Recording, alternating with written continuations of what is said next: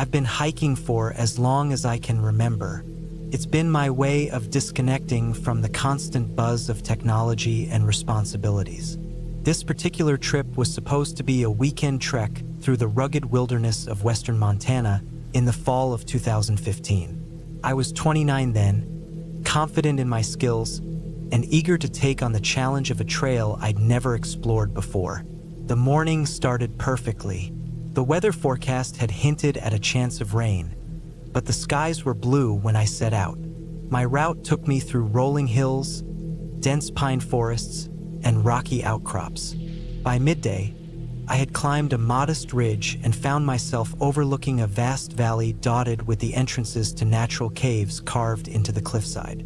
The caves were mentioned briefly in my guidebook as a natural curiosity, but they weren't marked on any official maps.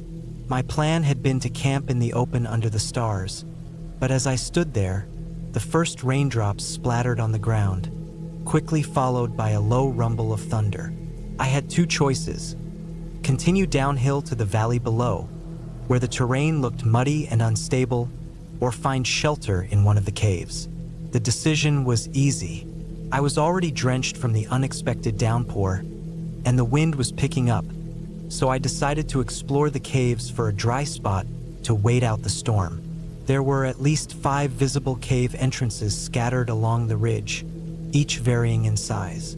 Some were no more than shallow depressions, but one stood out, a gaping black maw that looked large enough to swallow a car. I hesitated briefly. The smaller caves seemed less intimidating, but they looked cramped and damp. The largest one appeared deeper and more protected from the elements. With the rain coming down harder, I chose the big one. Inside, the temperature dropped immediately. The air smelled of wet stone and earth, and my headlamp revealed a sloping floor littered with rocks and debris. Water trickled down the walls in places, forming small pools. The ceiling arched high above, disappearing into shadows. The sound of the wind outside was amplified here, rushing through unseen cracks and fissures in the rock. It wasn't a steady noise, but an eerie symphony of howls, whistles, and groans that seemed to come from all directions. I picked a flat spot against the wall, far enough from the entrance to stay dry, but close enough to keep an eye on the outside. The rain had turned into a full-blown storm, and sheets of water cascaded down the cliff face like impromptu waterfalls. The wind was so fierce that it occasionally blew the water upward, creating a chaotic spray that splashed into the cave. I unpacked my gear, spreading out my damp sleeping bag and pulling on a dry shirt. It wasn't much, but it helped stave off the chill. As I sat there, eating a granola bar and sipping water, I became aware of other occupants in the cave. The first was a mouse, larger than I expected, with a patchy coat and beady eyes that gleamed in the light of my headlamp. It darted out from a crack in the wall, paused to sniff the air, then scurried back into the darkness. Soon, I saw others, their tiny feet scratching against the rocks. Then there were the spiders. I'd noticed their webs when I first entered, but hadn't paid them much attention. Now, as I sat still, I saw movement. They were everywhere, long-legged and glossy, clinging to the walls and ceilings.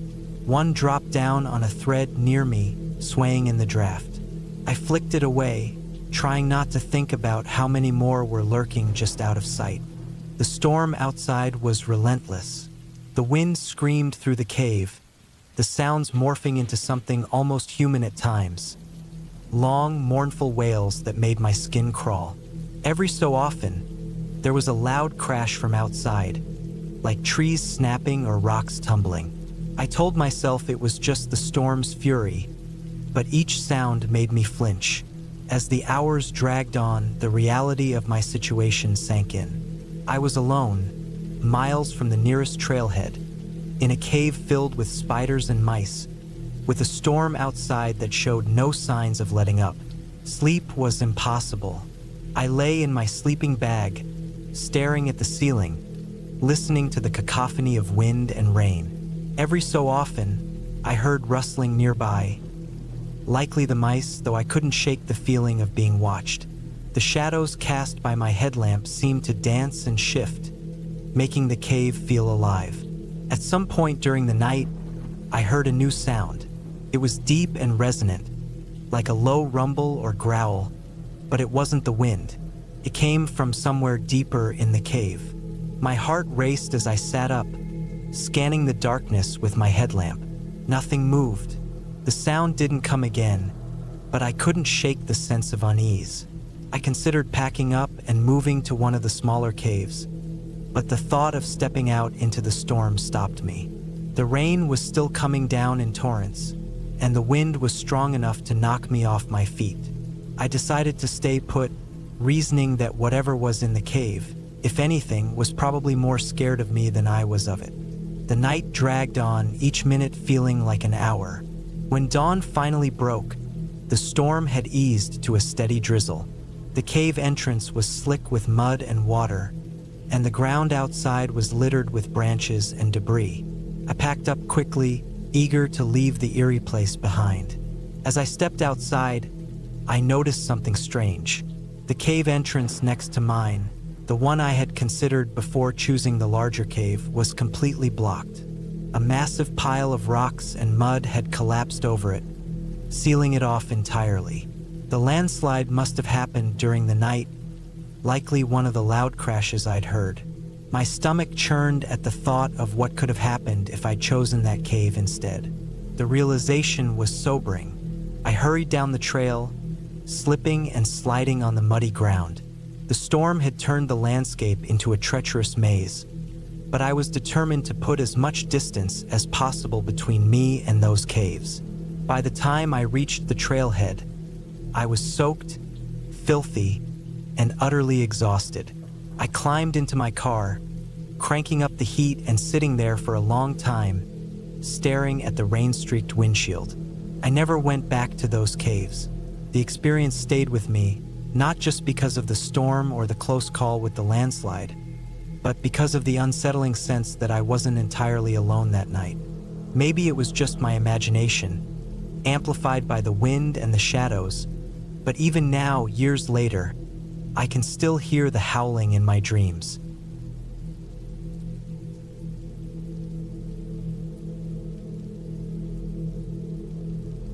I still laugh when I think about that 4th of July weekend, but not without a sense of dread and sheer disbelief at how it all went down.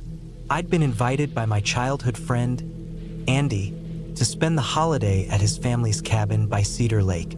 It was a rustic place, nestled deep in the Vermont woods, about 2 hours from where I lived. The plan was simple: campfires, fireworks, and a few days off the grid with good food and even better company. Andy and I had been close since we were kids, and his family practically felt like my own. His parents were warm, laid-back people who loved hosting and always had something delicious cooking. They'd extended the invitation to me and a few others: Andy's cousin, Max, and our mutual friend, Greg. It sounded like the perfect summer getaway. The cabin itself was modest but charming. It had been in Andy's family for decades, with creaky wooden floors, mismatched furniture, and the faint smell of pine that always lingered no matter how many windows were open. Behind the cabin was a stretch of woods that led down to the lake, where a small dock and an old rowboat waited for anyone adventurous enough to take it out. The first day was everything I'd hoped for. We spent hours on the lake, swimming and fishing, before returning to the cabin to prepare dinner. Andy's parents had gone all out, grilling burgers, corn on the cob, and something I didn't expect: oysters. Oysters in Vermont? I was skeptical, but Andy's dad had a cooler full of them, freshly delivered from a friend who owned a seafood market.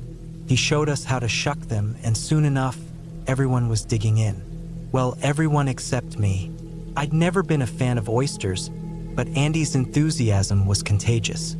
He polished off at least a dozen, slurping them down with gusto and chasing them with a cold beer. The evening ended with fireworks by the lake. We set up chairs and watched as Andy's dad launched bottle rockets into the night sky. The air was filled with the smell of gunpowder and the sound of laughter. By the time we returned to the cabin, It was well past midnight, and we were all exhausted. The plan for the night was simple. Andy and I would share a tent set up in the clearing behind the cabin, while Greg and Max slept inside. It wasn't unusual for us to camp out, and the tent was a decent size, with enough room for 2 sleeping bags and a small opening at the bottom, a doggy door, as Andy called it, for ventilation. It didn't take long for things to go downhill. Sometime after we crawled into our sleeping bags, I noticed Andy fidgeting. At first, I thought it was just him trying to get comfortable, but the rustling grew more persistent. Then came the giggling. I was half asleep when I heard him chuckle.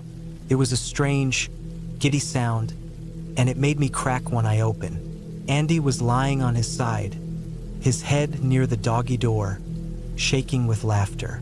Before I could process what was happening, a low, guttural noise filled the tent. The smell hit me before my brain registered what was going on. It was like a physical force, a wave of something so vile and unholy that it felt like the air had been poisoned. My eyes started to water, and my throat burned as I tried to breathe through the assault. I bolted upright, gasping for any trace of clean air, but it was no use. The tent had become a sealed chamber of doom, trapping the noxious fumes inside. Andy's laughter only made it worse. He was completely oblivious to my suffering, too caught up in his own amusement to notice my frantic attempts to unzip the tent. Each time I thought the stench couldn't possibly get any worse, another wave hit, sending me reeling. At one point, I was convinced I might actually die. My lungs burned, my head spun, and my stomach churned dangerously close to rebellion. Andy, meanwhile, had stuck his head halfway out the doggy door, still giggling like a maniac. I finally managed to fumble with the zipper and throw the tent open, collapsing onto the grass outside. The cool night air was a gift from heaven, and I gulped it down like a man who'd been underwater for too long. Behind me, the tent continued to exude its foul presence, a testament to the havoc wreaked by those oysters. It took a full minute before Andy emerged, still laughing, though he looked a little green around the edges. He tried to say something, but another low rumble from his stomach sent him running into the woods. I didn't follow. I spent the rest of the night outside, refusing to set foot back in that tent. The smell lingered, a haunting reminder of what had transpired. Andy eventually staggered back, looking pale and sheepish, and collapsed onto a blanket he'd dragged out from the cabin. The next morning, Greg and Max found us sprawled on the grass, looking like survivors of some unspeakable disaster. Andy tried to explain what happened, but he couldn't get through the story without breaking into laughter. Greg, of course, couldn't stop laughing either, and even Max, who was usually the serious one, had tears streaming down his face by the end.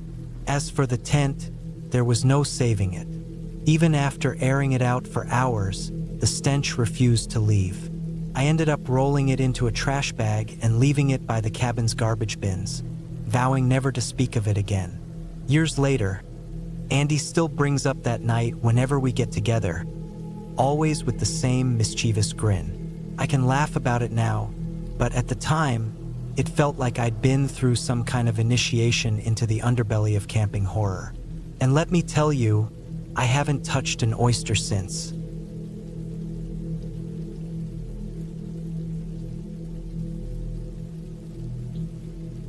A few years ago, back in May, I decided to spend a quiet weekend camping in a state park. I won't say exactly where. It's not the kind of memory I want to relive too often, but let's just say it was in a part of New Jersey that doesn't see too many visitors outside of summer. The park wasn't huge, but it had miles of trails, a small lake, and a cluster of campgrounds that stayed mostly empty in the off-season. I'd been feeling restless, stuck in the monotony of my office job, and thought some time alone in nature would help clear my head. I was in my mid-30s then, old enough to know better but stubborn enough not to care. Solitude, I figured, was exactly what I needed to reset. The drive out was uneventful. a mix of highways and winding back roads. By the time I arrived at the park, the sun was starting to dip behind the treetops. I checked in at the ranger station, a small, weathered cabin near the entrance, and signed the logbook. The ranger on duty glanced at me with mild curiosity but didn't say much. The campground was a mile or so into the woods, tucked away from the main road. When I pulled into the gravel lot, mine was the only car there. That should have been my first clue, but at the time I was thrilled. I'd have the whole place to myself. I chose a spot near the edge of the campground, where the trees were denser, and set up my tent. The air was cool and damp, the kind of weather that hinted at rain but hadn't quite delivered. I built a small fire, cooked a quick meal, and settled in to enjoy the quiet. It was peaceful at first. The only sounds were the crackling of the fire and the occasional rustle of leaves in the breeze. As darkness fell, I stretched out in my chair and stared up at the stars. It was the kind of night that made you feel small in the best way, like the universe had finally paused to let you breathe. But then, around 11 p.m., it started to drizzle. The rain was light, more of a mist than anything, but enough to make me retreat into my tent. I zipped up the flap, turned on my flashlight, and lay back on my sleeping bag, listening to the soft patter of raindrops on the nylon. It was soothing at first, and then I heard the singing. At first, I thought it was just my imagination, a trick of the wind or the distant hum of an animal.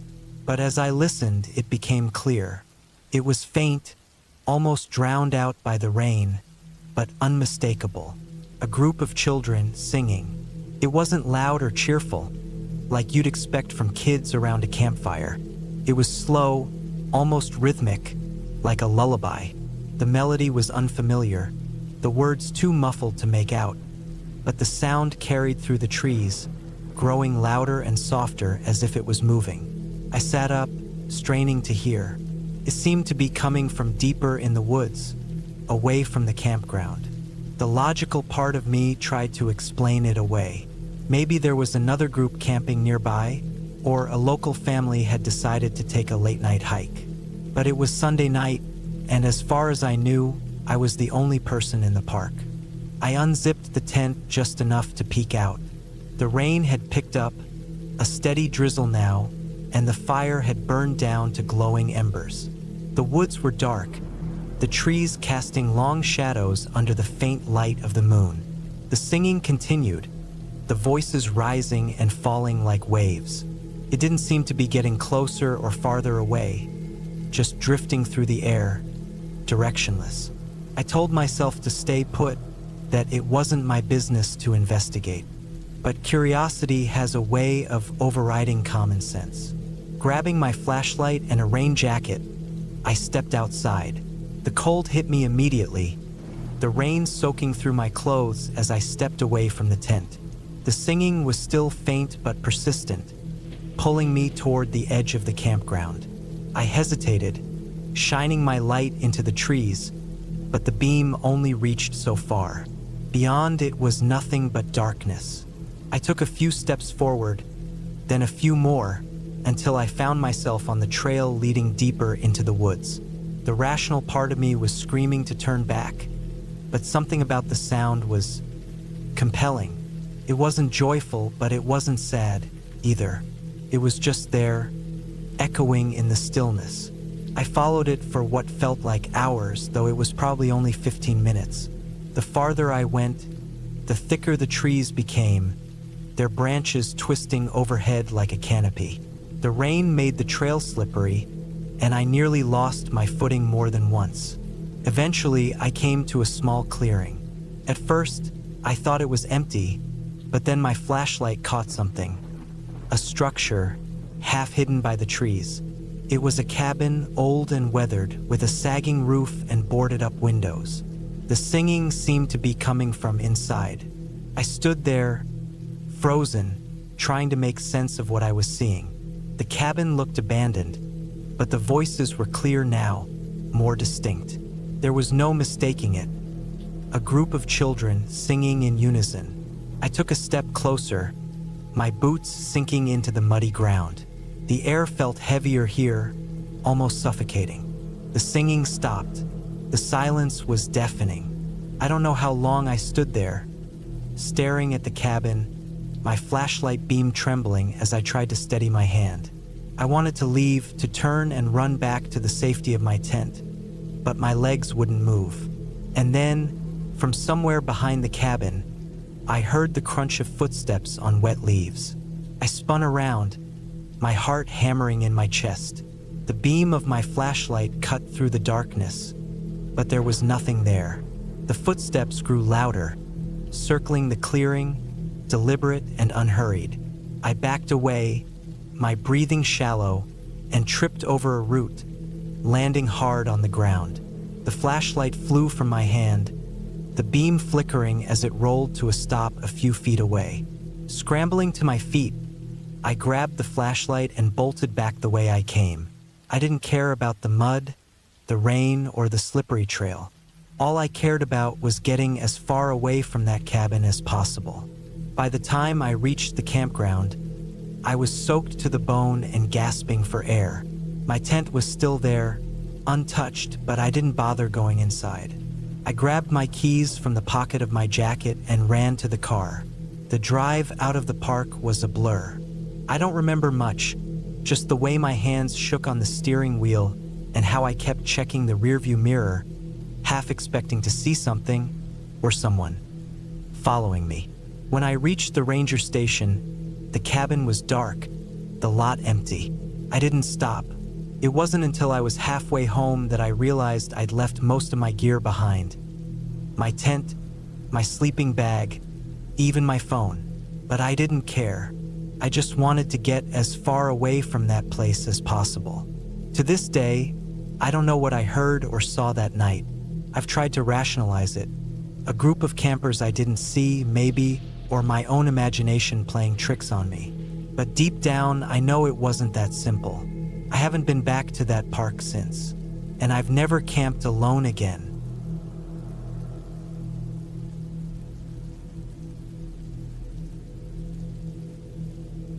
I decided to camp alone for the first time on a late September weekend in 2016. The crisp autumn air and the solitude of the wilderness seemed like the perfect remedy for the burnout I was feeling from work. I chose a secluded spot deep in the pine forests of Northern California, far off the beaten path. The idea of being completely alone, surrounded by towering trees and nothing but the sounds of nature, was both exciting and a little nerve-wracking. I arrived at the site around noon after hiking a few miles from where I'd parked my car. The location was everything I'd hoped for: hidden, quiet, and utterly undisturbed. The trees were dense enough to block most sunlight, casting a greenish shadow over the forest floor. A small clearing provided just enough space for my tent and a fire pit. The first few hours went smoothly. I pitched my tent, gathered firewood, and even managed to set up a small cooking area. For dinner, I planned to bake a few potatoes under the campfire stones, wrapped in tinfoil. It was a simple meal, but the thought of eating hot food under the stars made it feel like a treat. It was early evening when I first noticed the man. He emerged from the trees suddenly, as if he'd been watching me for a while. His clothes were dirty and torn, and he reeked of sweat and something sharp I couldn't place. His eyes were wild, darting around like a cornered animal. He muttered to himself, his words slurred and nonsensical, except for the occasional burst of profanity. I froze, unsure of what to do. He didn't seem threatening, just erratic. But being alone, miles from anyone, with a man who clearly wasn't in his right mind, was unsettling. He wandered around the edge of my campsite, muttering and gesturing, but never approached directly. After a few tense minutes, he stumbled back into the woods. I tried to shake off the encounter, convincing myself he was just a harmless drifter. Still, I couldn't fully relax. I kept my knife close as I prepared my dinner, the fire crackling as I buried the potatoes under the hot stones. The forest grew darker, the shadows stretching and deepening until the firelight was the only thing keeping the blackness at bay. I told myself I'd feel better in the morning, but sleep didn't come easily. Every creak of a branch or rustle of leaves set my nerves on edge. Sometime after midnight, I woke to a low growling sound. It was faint at first, almost blending into the background noise of the forest, but it grew louder, more menacing, until it was unmistakable. Something or several somethings was moving around outside my tent. My first thought was bears, but it didn't quite sound like one. The growls were more guttural, like a mix of a dog's snarl and something I couldn't identify. My heart pounded as I lay frozen, straining to listen. The growling stopped abruptly, replaced by the sound of snuffling near the fire pit. That's when it hit me, the potatoes. I hadn't thought about how the smell of baking food might attract animals. I cursed myself silently for being so careless. The noises moved away after what felt like an eternity, fading into the distance. I waited, hardly breathing, until I was sure whatever it was had gone. Then, slowly, I unzipped my tent just enough to peer outside. The campfire had burned down to embers, casting a dim orange glow. I couldn't see anything in the clearing, but the tension in the air was palpable. Every instinct told me to stay inside, but I needed to make sure my food was buried properly or risk another visit. Cautiously, I stepped out, my flashlight cutting through the darkness. The forest was eerily quiet now, as if it too was holding its breath. I checked the fire pit and saw that the stones had been shifted, the tinfoil torn apart. Whatever had been here was strong enough to dig through the hot coals. Satisfied that the threat was gone, I turned to head back to my tent, and that's when I saw it. A spider, huge and hairy, crouched on the edge of my sleeping bag. It wasn't quite a tarantula, but it was close enough to make my skin crawl. Its legs were thick, its body the size of my palm. My first reaction was to step back, nearly tripping over my own feet. I grabbed a stick and nudged the spider toward the tent flap, careful not to hurt it. It scuttled away into the shadows, but the encounter left me shaken. I hadn't zipped the tent properly when I went to check the fire, and the spider must have crept in during that short window. Lesson learned. The rest of the night was uneventful, but I didn't sleep much. I kept imagining more spiders, more growls, and the possibility of that man returning. By morning, I'd made up my mind to cut the trip short. I packed up quickly, double-checking everything to make sure I wasn't leaving anything behind. As I hoisted my pack and started the trek back, I couldn't shake the feeling of being watched. The hike out was nerve-wracking. Every crack of a branch or distant rustle of leaves made me whip my head around, expecting to see those wild eyes or hear that guttural growl again. When I finally reached my car, I felt a wave of relief so strong it nearly brought me to tears. Driving away from that forest, I made myself a promise. No more half-prepared solo trips. No more leaving food out even if I thought it was safe. And definitely no camping spots that might be visible or accessible to strangers. I still love the outdoors, but that trip taught me a lot about the risks that come with being unprepared and too trusting of the wilderness. Not every danger out there is a predator or a storm. Sometimes it's the things you least expect that remind you just how vulnerable you really are.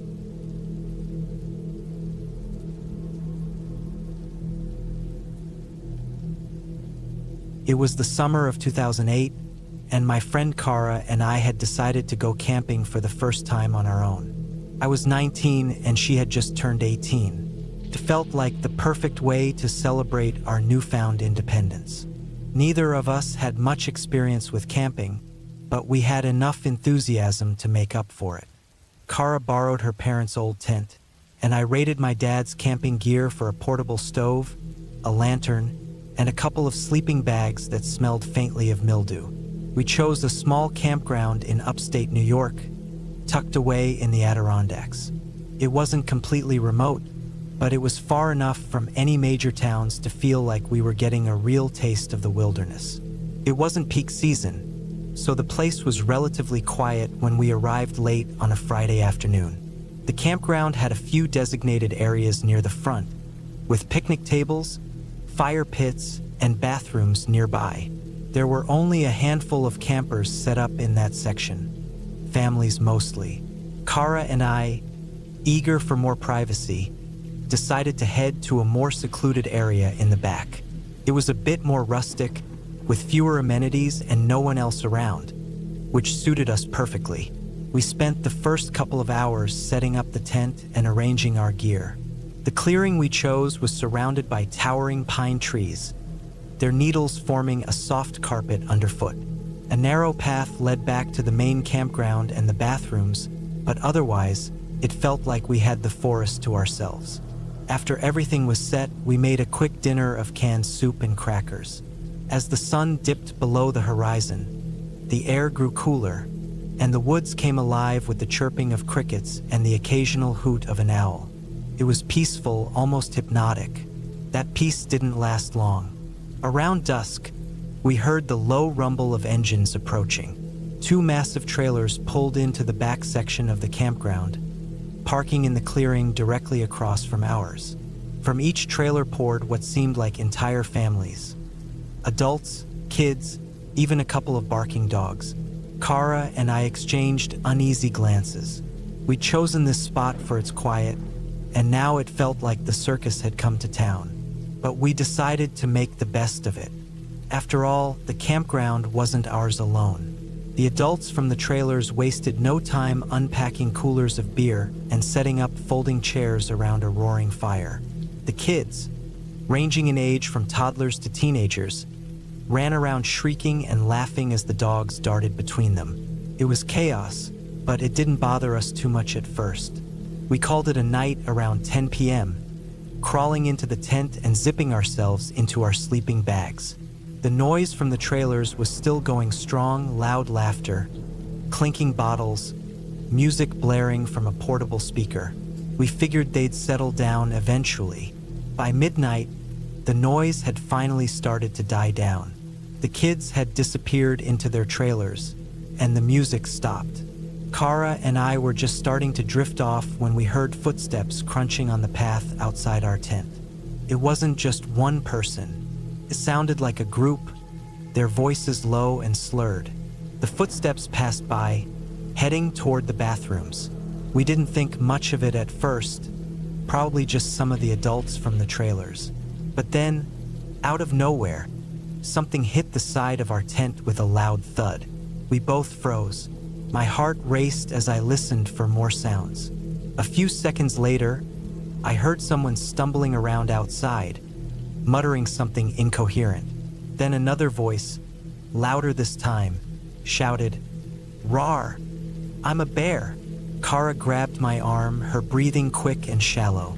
I could feel her fear radiating off her, but I wasn't sure what to do. Were they just drunk, or were they trying to scare us on purpose? The stomping and growling continued for what felt like an eternity, circling the tent. My mind raced with possibilities. Maybe they didn't know we were in here. Maybe they thought the tent was empty, and this was some dumb joke. But what if they weren't just messing around? Eventually, the noise faded, and the footsteps retreated back toward the trailers. We stayed awake for hours after that, every rustle of leaves and snap of a twig setting our nerves on edge. I didn't even realize I'd fallen asleep until I woke up to the sound of birds chirping and sunlight streaming through the tent. The campground was quiet when we emerged, the air crisp and cool. The trailers were still there, but the families were stirring. Kids chased each other around while one of the men, bleary-eyed and still holding a beer, half-heartedly tossed a frisbee to a little boy who couldn't have been older than 4.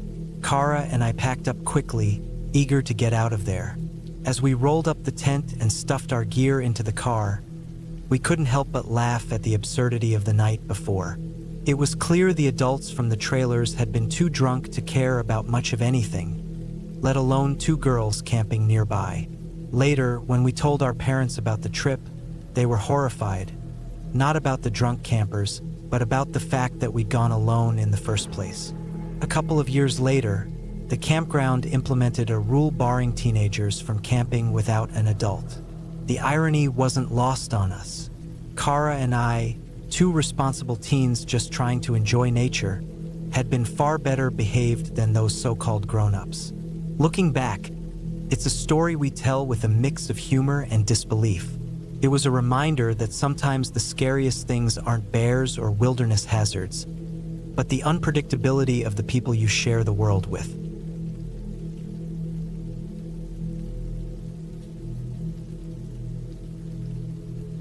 My partner and I have always loved getting away from the world by escaping into the mountains.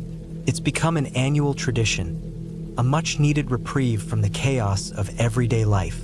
This past weekend, we decided to return to our usual camping spot, a secluded patch deep in the Adirondack Mountains, far off the beaten path.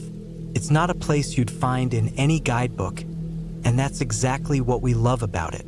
Usually, we might see one or two other people, maybe a hunter or a fisherman, but they're always miles away. The solitude is what makes the spot so special. We've spent countless nights under the stars there, just us and the wilderness. This year, we brought along my parents' dog, Max. He's an older terrier mix, small and calm, the kind of dog who's happy to curl up at your feet no matter where he is. He's joined us on these trips before and always seems to enjoy the fresh mountain air. When we arrived, we were surprised to find the entire area completely empty. No cars parked along the gravel pull-off, no signs of life on the trails, nothing. Struck us as odd, but not alarming.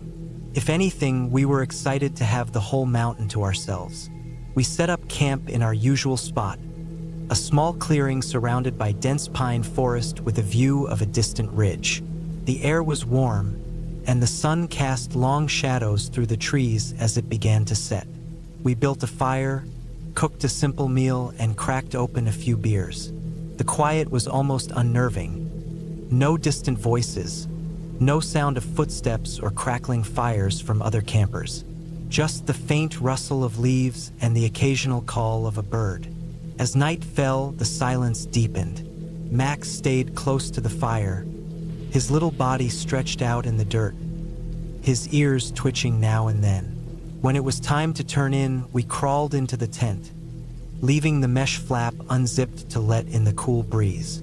Max, usually content to curl up and fall asleep instantly, was restless. He kept sniffing at the air, his nose pressed against the mesh, staring intently into the darkness. At first, we thought he was just being curious, but his focus didn't waver. He stayed at the tent opening, his little body tense. We decided to step outside and take a look, just in case something was out there. Armed with a flashlight, we scanned the edge of the clearing, but there was nothing to see. No glowing eyes, no movement, just the dark outline of trees. We went back to the fire, hoping Max would settle down if we gave him a little more time to adjust. But then he started growling. It was a deep, guttural sound I'd never heard from him before.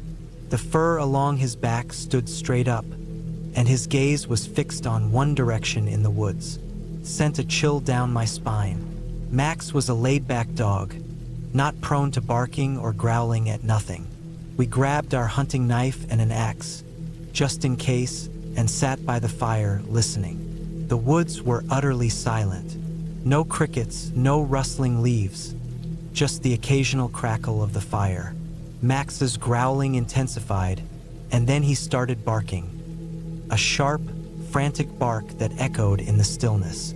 We stayed like that for hours, Max on high alert, us straining to hear or see whatever had him so riled up.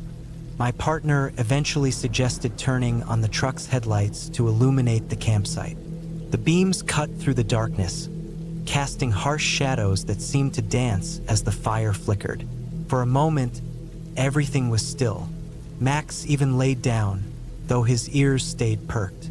I started to relax, convincing myself that whatever it was had moved on. Then we heard it. A loud snap, like a branch breaking, echoed from the woods. It wasn't distant, it was close. Too close. Max shot to his feet, barking furiously, his little body trembling.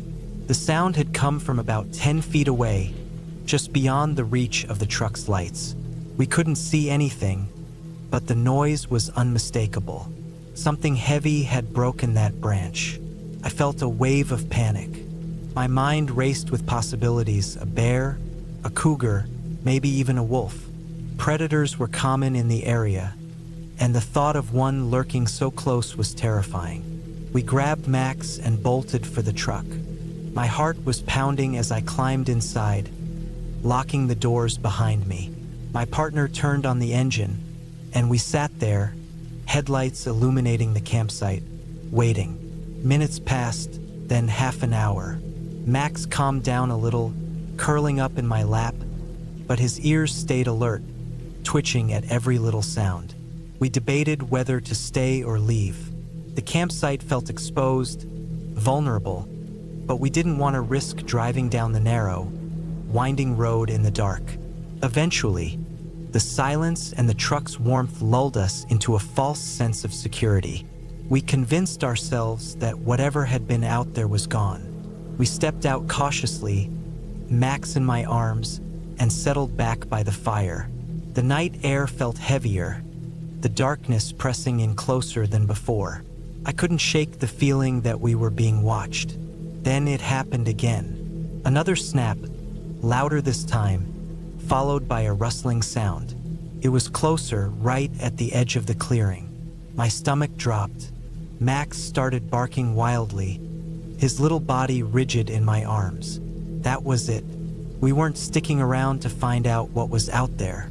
We grabbed our gear as quickly as we could, throwing it into the back of the truck without bothering to pack it properly. Max didn't stop barking the entire time. As we drove down the mountain, the headlights illuminating the narrow road ahead, I couldn't shake the feeling of something following us. I kept glancing in the rearview mirror, half expecting to see glowing eyes or a dark shape emerging from the trees. When we finally reached the main road, I felt a wave of relief. The tension in my chest began to ease, but questions lingered in my mind. What had been out there? We told my partner's parents about the experience, expecting some understanding, but they laughed it off. They called us paranoid, said we'd overreacted. But I couldn't shake the feeling that we'd made the right call. Maybe it was a cougar, maybe it was wolves, or maybe it was something else entirely. Something that had been watching us long before we noticed it. I don't know if I'll ever go back to that spot. What was once a place of peace and solitude now feels tainted, a reminder of how vulnerable you can be in the wilderness. One thing's for sure, I'll never ignore Max's instincts again.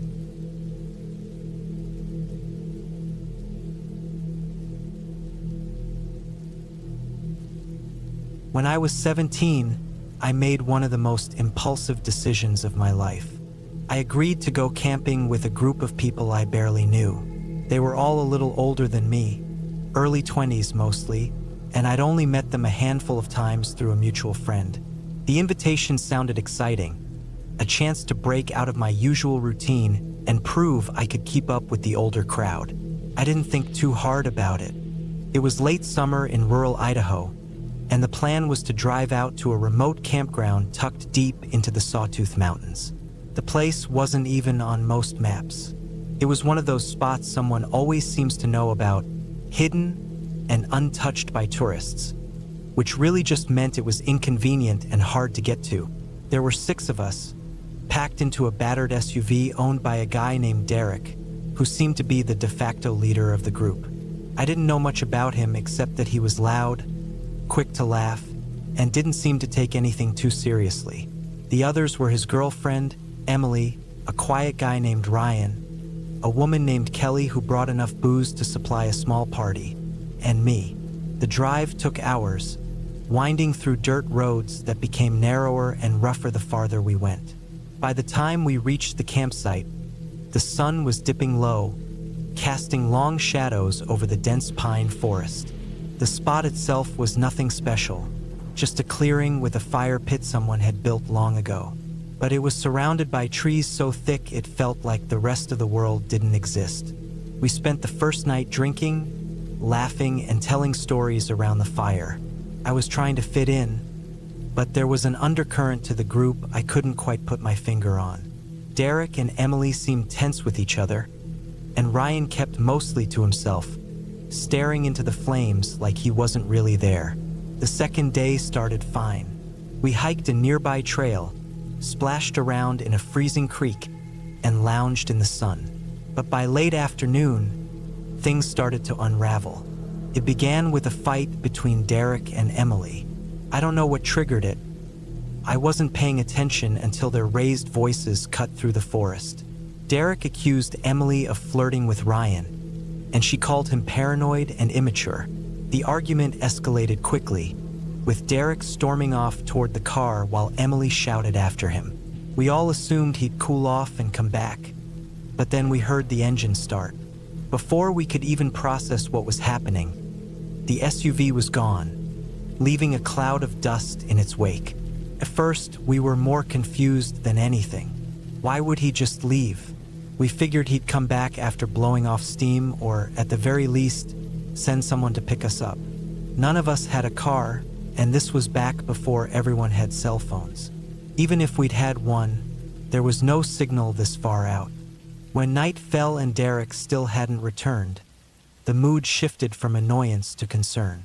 We were 2 days into the trip, and our food supply was running low. We'd packed for 2 nights, assuming we'd leave on the 3rd day. Now, stranded without transportation or a way to contact anyone, the idea of staying another night wasn't appealing. That 3rd night was the longest of my life.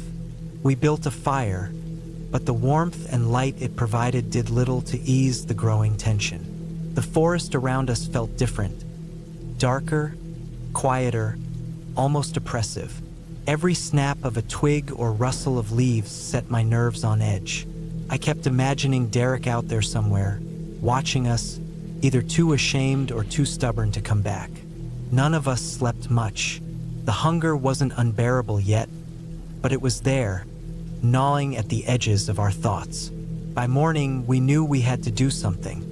The idea of walking to the main road came up, but we couldn't agree on it.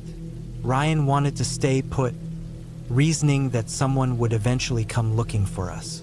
Kelly argued that waiting wasn't a plan. It was just hoping for the best. Emily was caught in the middle, clearly upset but unwilling to commit to either side. We ended up doing nothing, too indecisive and exhausted to act. By mid-morning, though, our luck changed. I was the first to hear it, a distant rumble of an engine cutting through the stillness. My heart leaped as I scrambled to my feet, scanning the trees for any sign of movement. A minute later, an old pickup truck appeared, its rusty exterior glinting in the sunlight. The truck belonged to a family, a middle-aged couple and their 2 kids, out for a weekend of camping. They looked surprised to find us there, and I can't blame them. We must have looked like a mess, dirty and tired with desperation etched across our faces. They didn't hesitate to help. After some quick discussion, they agreed to drive a few of us to the nearest town, about an hour away. Emily, Ryan, and I piled into the truck bed, leaving Kelly to watch over the campsite. The ride to town felt surreal. The wind whipped past us as the truck bounced along the rutted road, and for the first time in days, I felt a glimmer of hope. When we reached the small town, the family dropped us off at a gas station, where we were able to call for help. By the time everything was sorted, rides arranged, gear retrieved, it was late afternoon. Derek never showed up, and we never figured out what went through his mind when he left us. That trip changed something in me. I'd always thought of myself as independent, capable of handling anything life threw at me. But being stranded out there, powerless and vulnerable, made me realize how quickly things can spiral out of control. I never saw or spoke to anyone from that group again. It wasn't intentional. Life just moved on. But I think about that trip sometimes, about how close we came to being just another story. A group of campers gone missing in the wilderness. It's a sobering thought, one that reminds me to always plan better and, most importantly, to choose my company wisely.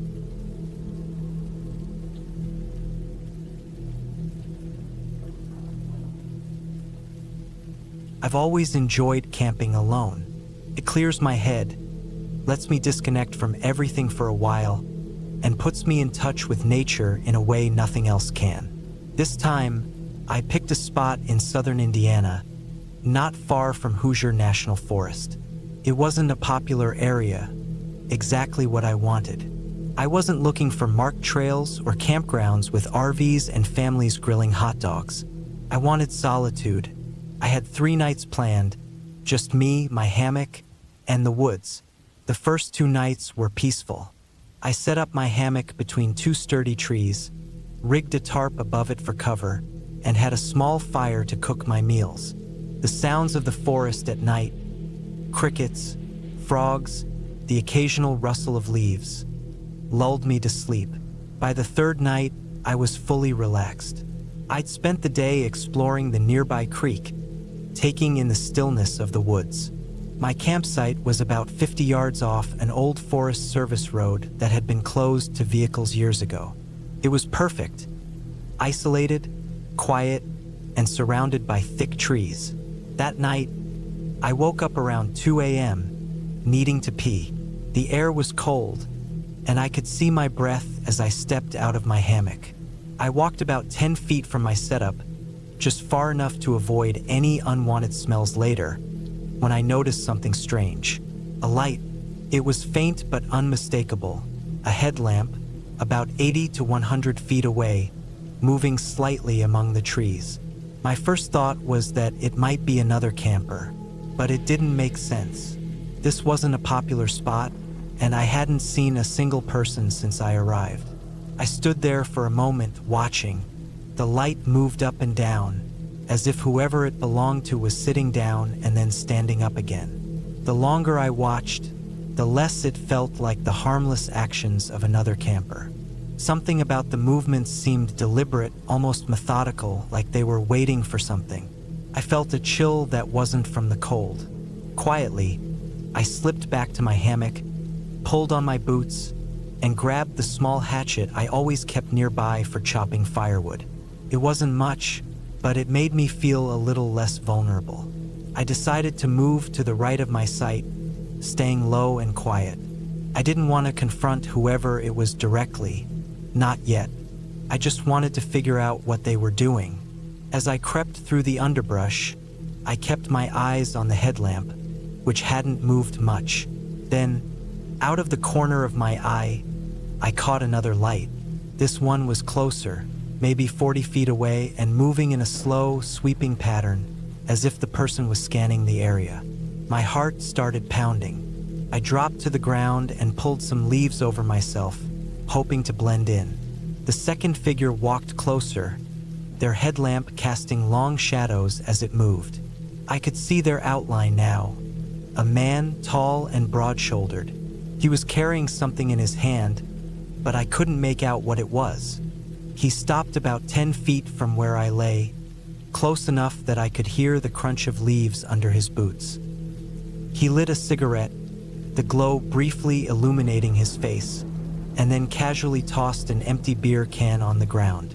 I stayed completely still, barely breathing, as he finished his smoke and walked off in the direction of the first headlamp. When he was far enough away, I slowly got to my feet and started making my way toward the first figure.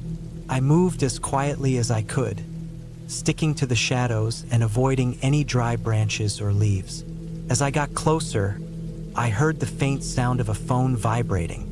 The light from the screen briefly lit up the figure's face. A man in his late 30s or 40s, scruffy, with a thin, wiry build. I crouched behind a tree, watching. He was texting or reading something on his phone, completely absorbed in it. Then, suddenly, he stood up and started walking toward my campsite. Panic surged through me, but I stayed frozen for a moment, unsure of what to do. Then I turned and began moving back toward my site, taking a wide arc to avoid crossing paths with him. As I got closer, I heard the unmistakable sound of my tarp being torn. I stopped, heart racing, and crouched behind a fallen log. Flashlights were sweeping across my campsite now, accompanied by the sound of my gear being tossed around. I heard one of them mutter something, though I couldn't make out the words. Then came the chilling part. He was just here. I stayed hidden, barely daring to move, as they continued to tear through my belongings. My mess kit was thrown into the bushes, my flashlight clicked on and off as they inspected it, and my hammock was slashed to ribbons. They weren't just stealing, they were destroying everything. Eventually, their lights began to fade as they moved away, back in the direction of the Forest Service Road. I stayed put until the first hints of dawn began to filter through the trees. Only then did I make my way back to the wreckage of my camp. The sight was gut-wrenching. My tarp and hammock were shredded, my mess kit was crushed, and my backpack was gone, along with my rain gear and flashlight.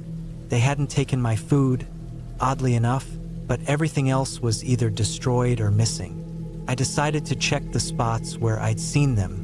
At the first location, I found a small pile of empty chew pouches, several beer cans, and a spent lighter. At the second spot, where the man had been smoking, there was an empty bag with powdery residue inside, which I later realized was meth, a mess of cigarette butts, and a pile of human waste. I didn't stick around to analyze it further. I packed up what little I had left and started hiking out, keeping my hatchet in hand the entire way. Every snap of a twig or rustle of leaves made my heart jump, but I didn't see them again. When I finally reached my car, the relief was overwhelming. I threw my remaining gear in the trunk and drove straight to the nearest ranger station to report what had happened. The ranger listened, but there wasn't much they could do. The area was remote and without a solid description of the men or their vehicle. Assuming they even had one, tracking them down would be nearly impossible. Looking back, I still get chills thinking about how close they were to me, how methodically they destroyed my camp, and how easily things could have gone worse. I haven't been camping alone since, and I'm not sure I ever will again.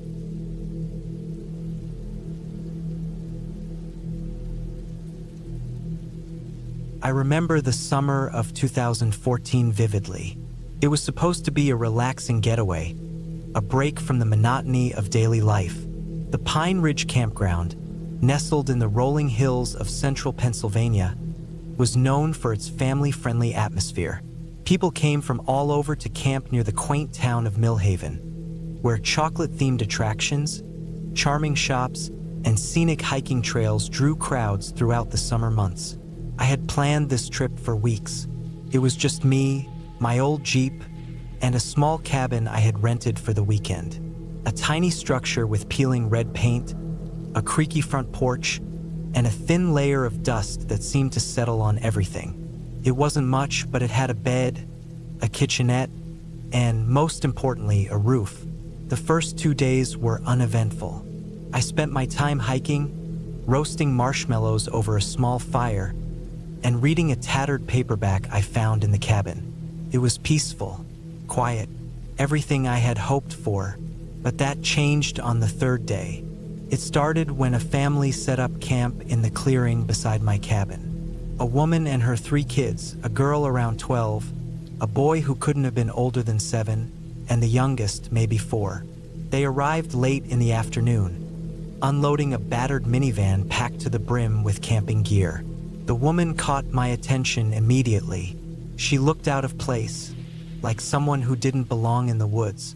Her long, dark hair was tied back in a messy bun, and she wore a faded t-shirt that hung loosely over her slight frame.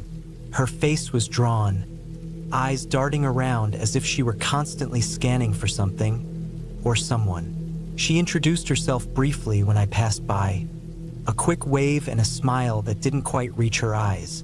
Her name was Marissa, she said, and she was originally from Trinidad, but they had been living in Florida before coming here. Her voice was soft, with a lilting Caribbean accent. "They're letting people into the Hershey School soon," she mentioned. almost as if talking to herself. "I'm trying to get my kids in. It's a good school, you know? A chance for them to have a better life." I nodded politely, unsure what to say. Later that evening, as the sun dipped below the horizon and the campfire flickered to life, Marissa stopped by my cabin again. She seemed more relaxed, the tension in her shoulders eased by the warmth of the fire. The kids played nearby, their laughter a temporary escape from whatever weight she carried. "They need this," she said, watching them. "A chance to be kids. It's been tough." She hesitated, then added quietly, "Their father, he's in some trouble, back in Trinidad. Mafia trouble." The words hung in the air like smoke. I didn't know how to respond. What do you say to someone who casually drops something like that into a conversation? I managed a weak, "That sounds complicated." Marissa gave a short laugh, but there was no humor in it. Complicated doesn't begin to cover it. As the night wore on, I retreated to my cabin, leaving Marissa and her kids by their tent. The sounds of the campground faded into the background. The crackling fire, the chirping crickets, the distant hum of conversations. I was just starting to drift off to sleep when I heard something, a soft knock at the door. I sat up, heart pounding. It was almost midnight. Who could it be? I opened the door to find Marissa standing there, but she wasn't the calm, reserved woman I had met earlier. Her eyes were wide, wild with fear. In her hand, she clutched a machete, an old, rusted blade that looked far too large for her small frame. "They're here," she whispered, her voice trembling. "The Mafia. They've found me." I stared at her, unsure if I was dreaming. "Please," she begged, "help me. They're in the woods, watching." My first instinct was to shut the door, to lock it and pretend this wasn't happening. But something in her eyes, something raw and desperate, stopped me. I stepped outside, the cool night air wrapping around us. "Marissa," I said slowly, "I think you might be imagining things. No one's here." She shook her head violently. No, you don't understand. They've been following me since Florida, since before that. They don't stop." I glanced toward the dark tree line, half expecting to see shadowy figures emerging from the woods. But there was nothing, just the quiet rustle of leaves in the breeze. "Stay here," I said, trying to keep my voice calm. "I'll keep watch." Marissa nodded, clutching the machete like a lifeline. She backed away, disappearing into the shadows with a flashlight. I watched the beam of light flicker through the trees, moving erratically as she searched for something or someone that wasn't there. Sleep didn't come easily that night.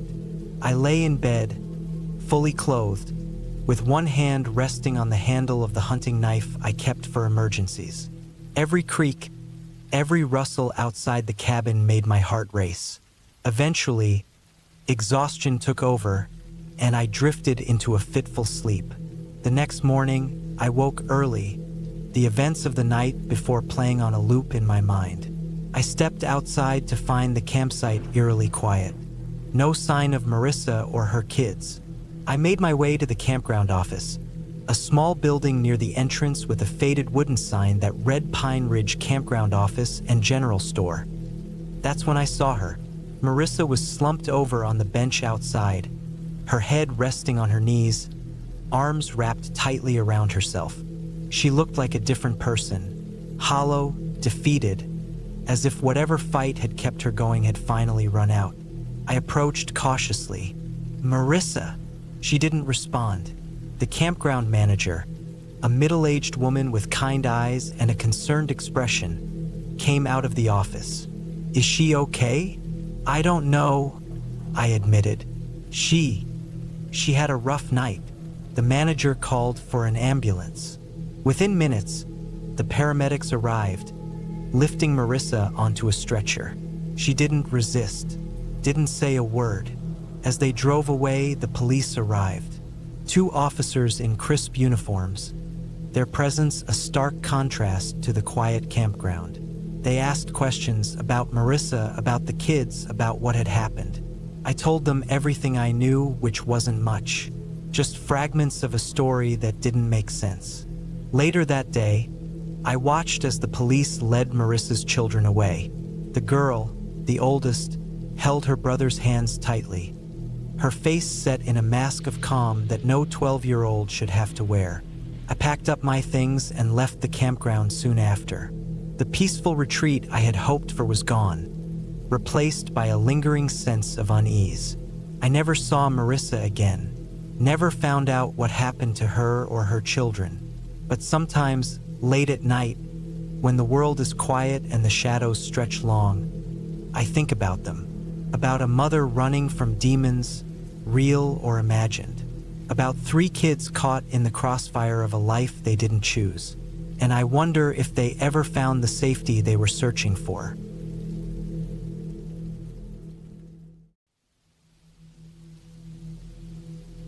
It was 2012, and I was just starting to take backpacking seriously. I'd been drawn to the idea of disconnecting from the chaos of daily life and immersing myself in the solitude of nature.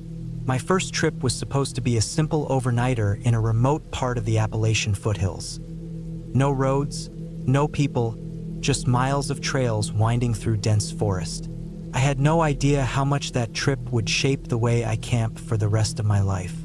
I'd planned it meticulously, reading guidebooks and forums, choosing a spot that seemed isolated but manageable for a beginner.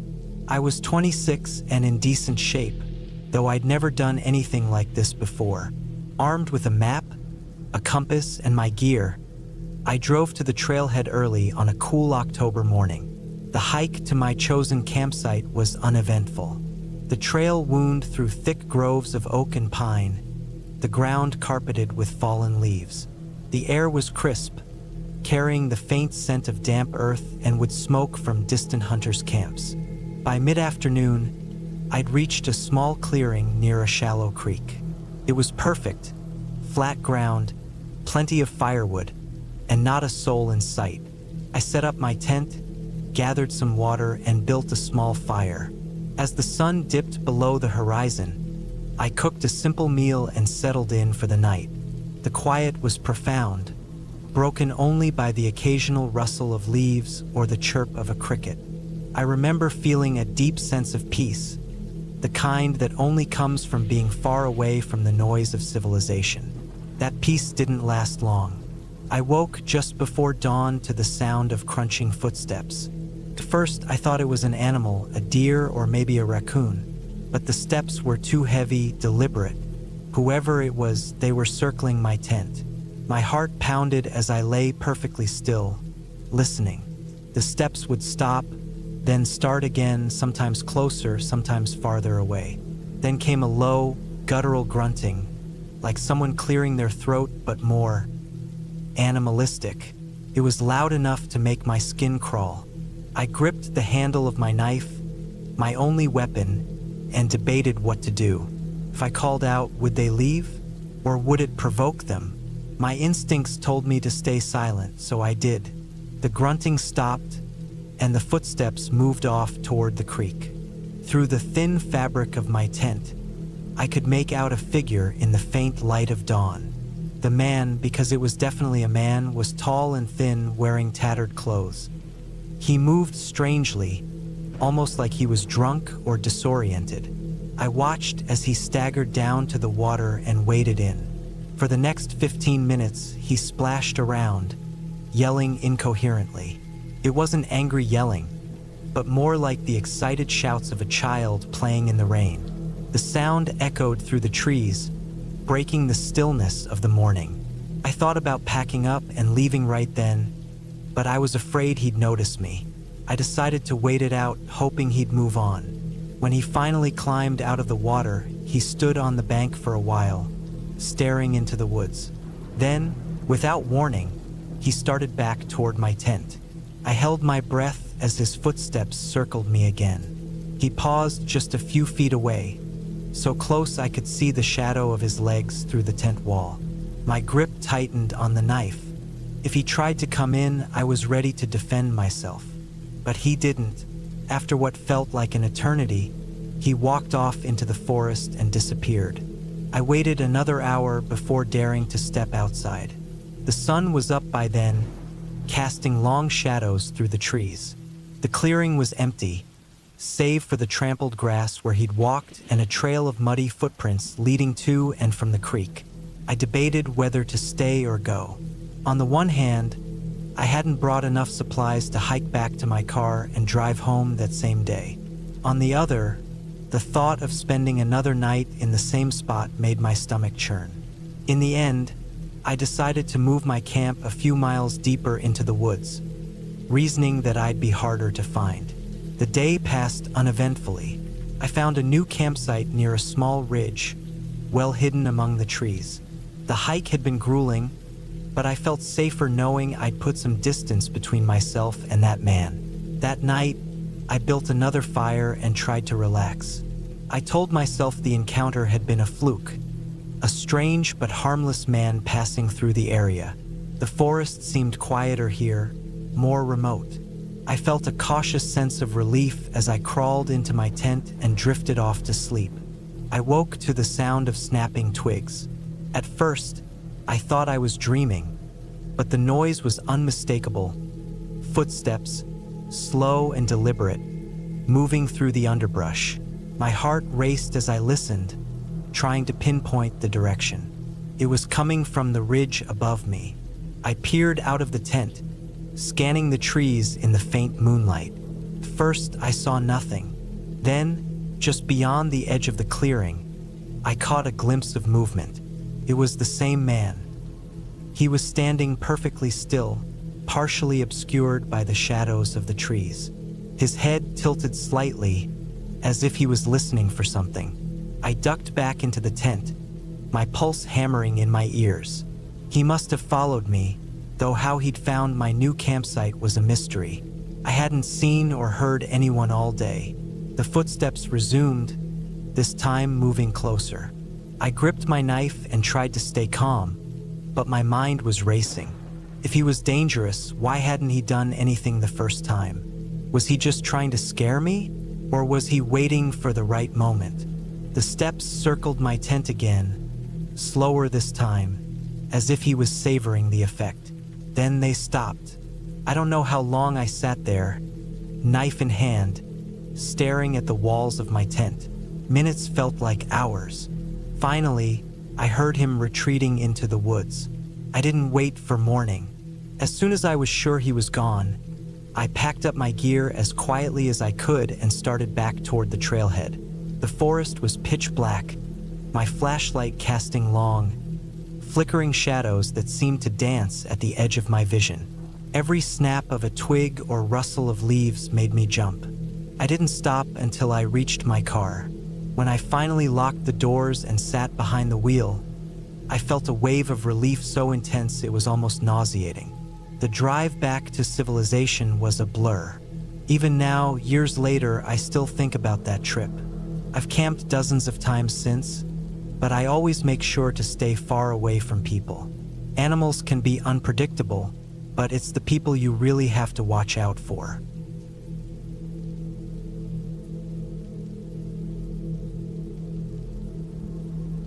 I've been camping for most of my life, starting when I was around 14. My dad got me into it, taking me on weekend trips to remote spots around New Hampshire. Back then, it was all about fishing, hiking, and sitting around a fire without a care in the world. As I got older, camping became more about solitude, a way to escape the noise and nonsense of everyday life. I always found peace in being out there, away from everyone's problems. But something changed over the years. It's not like it used to be. People bring their chaos into the wilderness now. Loud music, drunken shouting, fights. The respect for the land and each other just isn't there anymore. It's gotten to the point where I avoid campgrounds altogether. That's why I started renting cabins in remote areas. It wasn't the same as pitching a tent under the stars, but at least it kept me away from the crowds. I'd find a place way off the beaten path, bring my gear, and spend a few days fishing, hiking, and just relaxing. The trip I'm about to tell you about happened in the fall of 2019. I was 52 then and feeling pretty burned out from work. I'd rented a cabin in northern Maine, about 20 miles from the nearest town. It was an old, one-room place with no electricity or running water, sitting on the edge of a lake, perfectly isolated. I arrived on a Thursday afternoon, parked my truck at the trailhead, and hiked the 1.5 miles to the cabin. The air was crisp, and the leaves were just starting to turn. It felt good to breathe it all in, to feel the weight of my pack on my shoulders and hear nothing but the crunch of leaves under my boots. The cabin was exactly as advertised, simple and sturdy, with a wood stove, a small cot, and a table with a couple of chairs. There was a stack of firewood outside and a hand pump for water about 50 yards away. I unpacked my gear, set up my sleeping bag, and got a fire going in the stove. That first night was everything I wanted it to be. I cooked dinner on a portable stove, sipped a beer, and sat on the small porch watching the stars come out. The lake was like glass, perfectly still, and the only sound was the occasional rustle of leaves in the wind. I felt like I could finally exhale. The trouble started the next morning. I woke early, made coffee, and decided to hike along the lake to scout for good fishing spots. The trail was faint, more of a suggestion than a path, but I followed it as best I could. About an hour in, I noticed something strange. A campsite that wasn't on any of the maps. It was small, just a fire pit and a couple of logs for sitting. But what caught my attention was the trash. Beer cans, empty food wrappers, even a busted lawn chair. It looked like someone had been partying out here and left their mess behind. Pissed me off. This was exactly what I was trying to get away from. I shook my head and kept moving, determined not to let it ruin my day. Later that afternoon, as I was fishing from a rocky outcrop, I saw a boat on the lake. It was a small aluminum thing with an outboard motor, carrying 3 guys who looked to be in their 20s or 30s. They were loud, laughing and shouting as they tossed empty beer cans into the water. I tried to ignore them, but they spotted me and started hollering, making crude jokes I won't bother repeating. I didn't respond, just packed up my gear and headed back to the cabin. I thought that would be the end of it. That night, as I was sitting by the fire inside, I heard voices. First, I thought it was my imagination, but as I sat there, straining to listen, I realized the voices were real, and they were getting closer. I killed the lantern and moved to the window, peeking out through the curtain. In the moonlight, I could see them, 3 figures walking up the trail toward the cabin, flashlights bobbing in their hands. It was the guys from the boat. My stomach dropped. I couldn't think of a good reason for them to be out here, especially this late. They were talking and laughing, clearly drunk. One of them carried a cooler, and another had a speaker blasting music. I stayed perfectly still, hoping they'd pass by, but they didn't. They stopped right in front of the cabin. One of them yelled something, but I couldn't make out the words over the music. Another banged on the door. My heart was pounding in my chest. I didn't know if they were just messing around or if they had worse intentions, but I wasn't about to open that door to find out. After a few minutes, they seemed to lose interest. They wandered off down the trail, their laughter fading into the night. I waited a long time before I let myself relax. The next morning, I decided to cut my trip short. I packed up my gear, cleaned the cabin, and started the hike back to my truck. I didn't want to risk another run-in with those guys. As I walked, I kept glancing over my shoulder, half expecting to see them coming up behind me. The forest felt different, less welcoming, more oppressive. Every snap of a twig made me jump. When I reached the trailhead, I felt a surge of relief. But as I approached my truck, that relief turned to dread. The windshield was smashed. Beer bottles littered the ground around it, and the tires had been slashed. A crude message was scratched into the paint on the driver's side door. "Go home." I stood there, stunned. My phone had no signal this far out, and the nearest town was miles away. I had no choice but to start walking. It took me the better part of the day to reach a ranger station. When I explained what happened, the ranger nodded grimly. He said they'd been having trouble with groups like that. People who thought the wilderness was their personal playground with no regard for anyone else. The rangers eventually found my truck and towed it back to town. The damage was extensive, and the repairs cost more than I care to admit. I haven't been back to that cabin since. Hell, I haven't been on a camping trip at all. It's not the wilderness I'm afraid of, it's the people.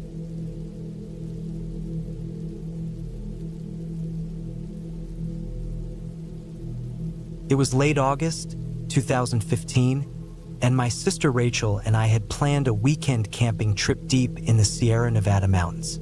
The area was known for its dispersed camping spots, remote, no facilities, and best of all, free. It was just the kind of solitude we both needed after months of hectic schedules. Rachel and I weren't alone, though. Between us, we had 2 dogs, Scout, my blue heeler, and Luna, her Norwegian elkhound. Both were good dogs, loyal and well-behaved, but they couldn't have been more different in temperament. Scout was calm and steady, rarely barking or showing signs of aggression. Luna, on the other hand, was high energy and fiercely protective of Rachel.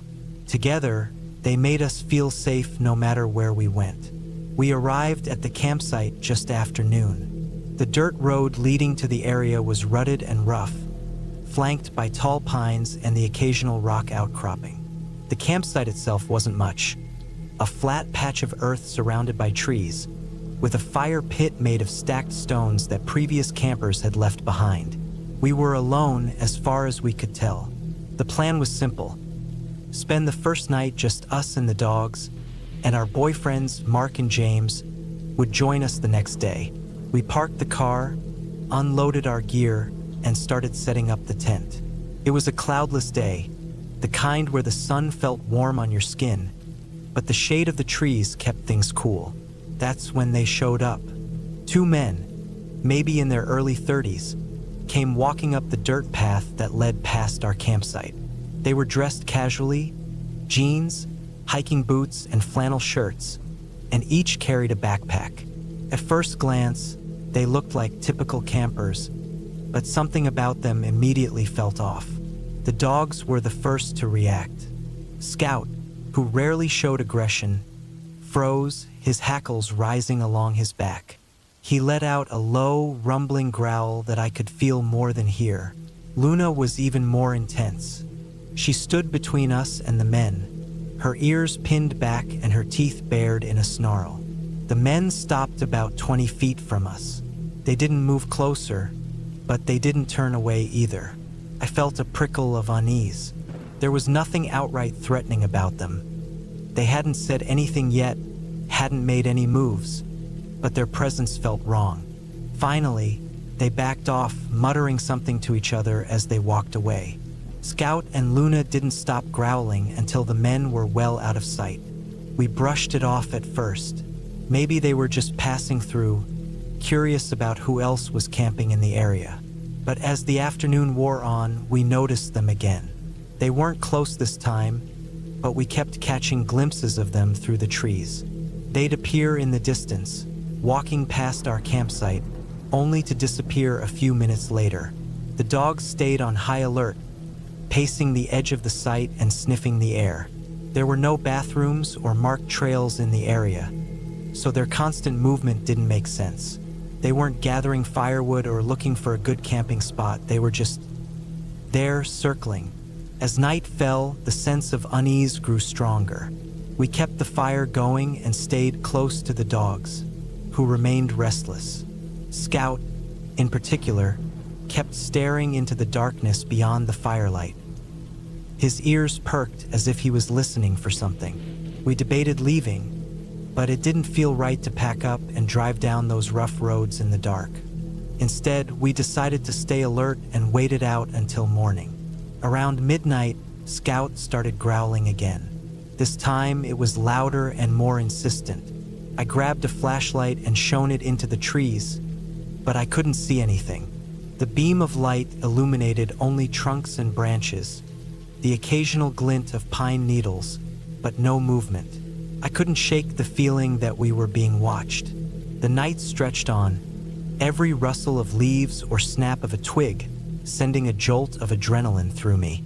Rachel and I barely slept, taking turns keeping an eye on the campsite. The dogs never fully settled, their ears twitching at every sound. Morning came, and with it, a sense of cautious relief. The sunlight made everything feel safer, less menacing. Still, we couldn't ignore what had happened. We decided to wait for Mark and James before making any decisions about staying another night. The day passed without incident. We kept busy, hiking a short trail nearby and letting the dogs explore. But the tension never fully left.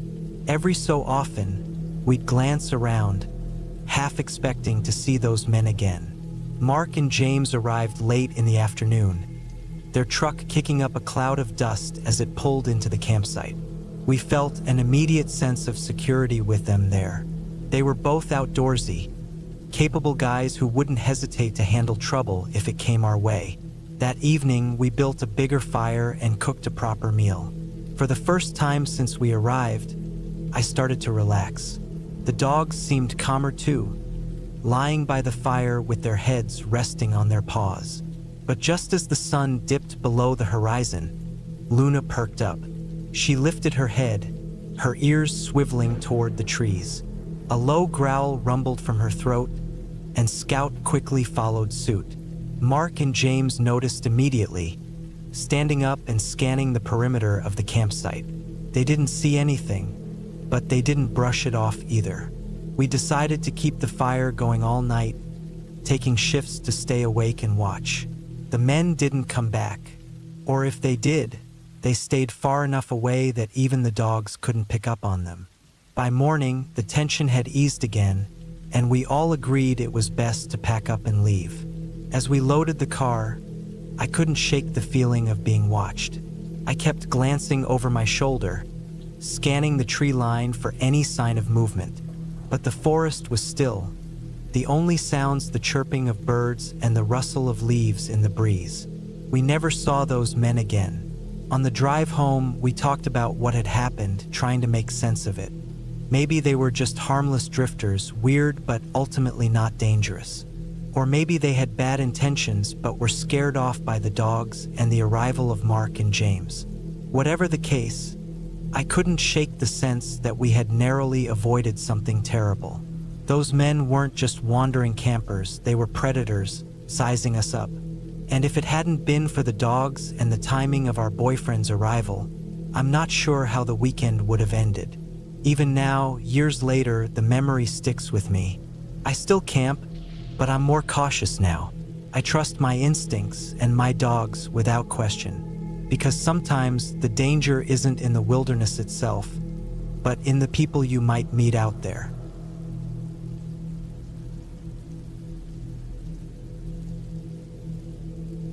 I've spent countless nights in the woods, either in my tent or a rented cabin when the weather didn't cooperate. Over the years, I've learned to handle just about every situation. Unexpected storms, encounters with wildlife, even the occasional oddball fellow camper. But nothing prepared me for what happened one particular weekend at a remote cabin in the Blue Ridge Mountains in the fall of 2019. I was taking a much-needed break from work. At 34, I'd been grinding harder than I cared to admit, so a solo getaway seemed like the perfect way to reset. I rented a rustic cabin through a small outfitter, the kind of place designed for minimalists. No electricity, no running water, just a wood stove, a lantern, and an old-fashioned pump well about 20 yards from the cabin. The cabin sat on a ridge overlooking a forested valley, and the nearest neighbor was at least a half-mile away. The first day went as expected. I arrived mid-afternoon, parked my car at the base of a dirt access road, and hiked the mile and a half up to the cabin. The air was crisp, the leaves just beginning to turn. The cabin itself was as advertised. A one-room wooden structure with a small porch and a simple outhouse tucked into the trees behind it. I spent the afternoon chopping some firewood and setting up my gear. I'd brought enough supplies for 3 days: water, a cooler with some food, and a book I'd been meaning to finish. As the sun dipped below the horizon, I lit the wood stove and settled in for the night. It was quiet in a way that only the wilderness can be. I could hear every crackle of the fire, every rustle of the wind in the trees. It was peaceful, but there was also that slight edge of unease that always comes with being alone in the middle of nowhere. The first night passed without incident. I slept deeply, waking only once when I thought I heard a distant noise, something like a faint shout, but I convinced myself it was the wind and drifted back to sleep. The second day, I decided to explore the area. There were no marked trails near the cabin, but the outfitter had mentioned an old logging road that wound through the forest. I followed it for a couple of miles, enjoying the solitude and the occasional glimpse of deer or wild turkeys. Around mid-afternoon, as I was making my way back to the cabin, I noticed something odd. A man was sitting on a boulder just off the road, maybe 50 yards ahead. He was dressed in work boots and a flannel shirt, with a weathered hat pulled low over his face. I wasn't expecting to see anyone out here, but I figured he was probably a hunter or another hiker. As I got closer, I nodded in his direction, but he didn't respond. He just sat there, staring off into the trees. I didn't want to intrude, so I kept walking, though I couldn't shake the feeling that his posture was a little off. It wasn't just relaxed, it was too still, almost like he was frozen. By the time I reached the cabin, I'd mostly shrugged it off. It was a little strange, sure, but not enough to ruin my day. I stoked the fire and cooked an early dinner, trying to enjoy the quiet. As night fell, the unease crept back. Every sound outside felt amplified. The crunch of leaves, the hoot of an owl, even the occasional groan of the cabin's wooden beams as they settled in the cold. I tried to distract myself with my book, but my focus kept slipping. Around midnight, I finally climbed into my sleeping bag and turned off the lantern. I lay there for what felt like hours, listening to the fire die down and the forest settle into its nighttime rhythm. Then, just as I was drifting off, I heard it, a scream. It was distant but unmistakable, a high-pitched, guttural yell that echoed through the trees. My heart shot into my throat. I sat up, straining to listen. At first, I thought it might be an animal, but there was something too human about it. The scream came again, closer this time. It wasn't just a scream, it was angry, almost like someone was shouting in rage. I froze, my mind racing. Was someone hurt? Lost? Or was this something else entirely? I debated going outside to look, but the thought of stepping into the pitch-black woods with nothing but a flashlight didn't sit well with me. Instead, I waited, hoping it would stop, but it didn't. Every 20 or 30 minutes, the scream would erupt again, each time seeming to come from a slightly different direction. Sometimes it was far away, other times it felt like it was just beyond the tree line. I barely slept that night. I sat by the wood stove with my flashlight in one hand and a camp knife in the other, jumping at every creak and rustle. By dawn, the screams had stopped, and the forest was eerily silent. I decided then and there that I wasn't staying another night. I packed my gear as quickly as I could, skipping breakfast and leaving the cabin in a state of half disarray. The hike back to my car was tense. Every crack of a twig or rustle of leaves had me spinning around, but I didn't see anyone or anything. When I finally reached the car, I felt a wave of relief so intense I nearly laughed out loud. I reported the incident to the outfitter when I returned the key. The guy behind the counter frowned and said he hadn't heard of anything like that in the area before. He promised to check it out, but I could tell he thought I was just another city dweller spooked by the woods. Even now, years later, I can still hear those screams in my head. I've been back to the wilderness since, but I've never returned to that cabin. Whatever was out there that night, I don't care to meet it again.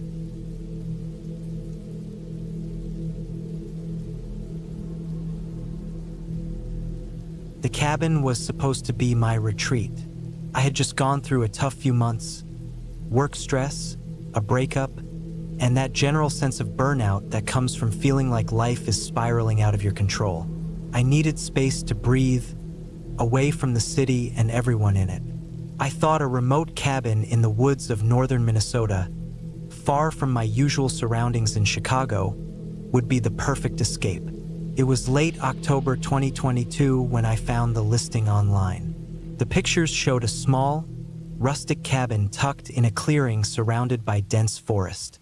It had everything I wanted: no neighbors, no Wi-Fi, and no distractions.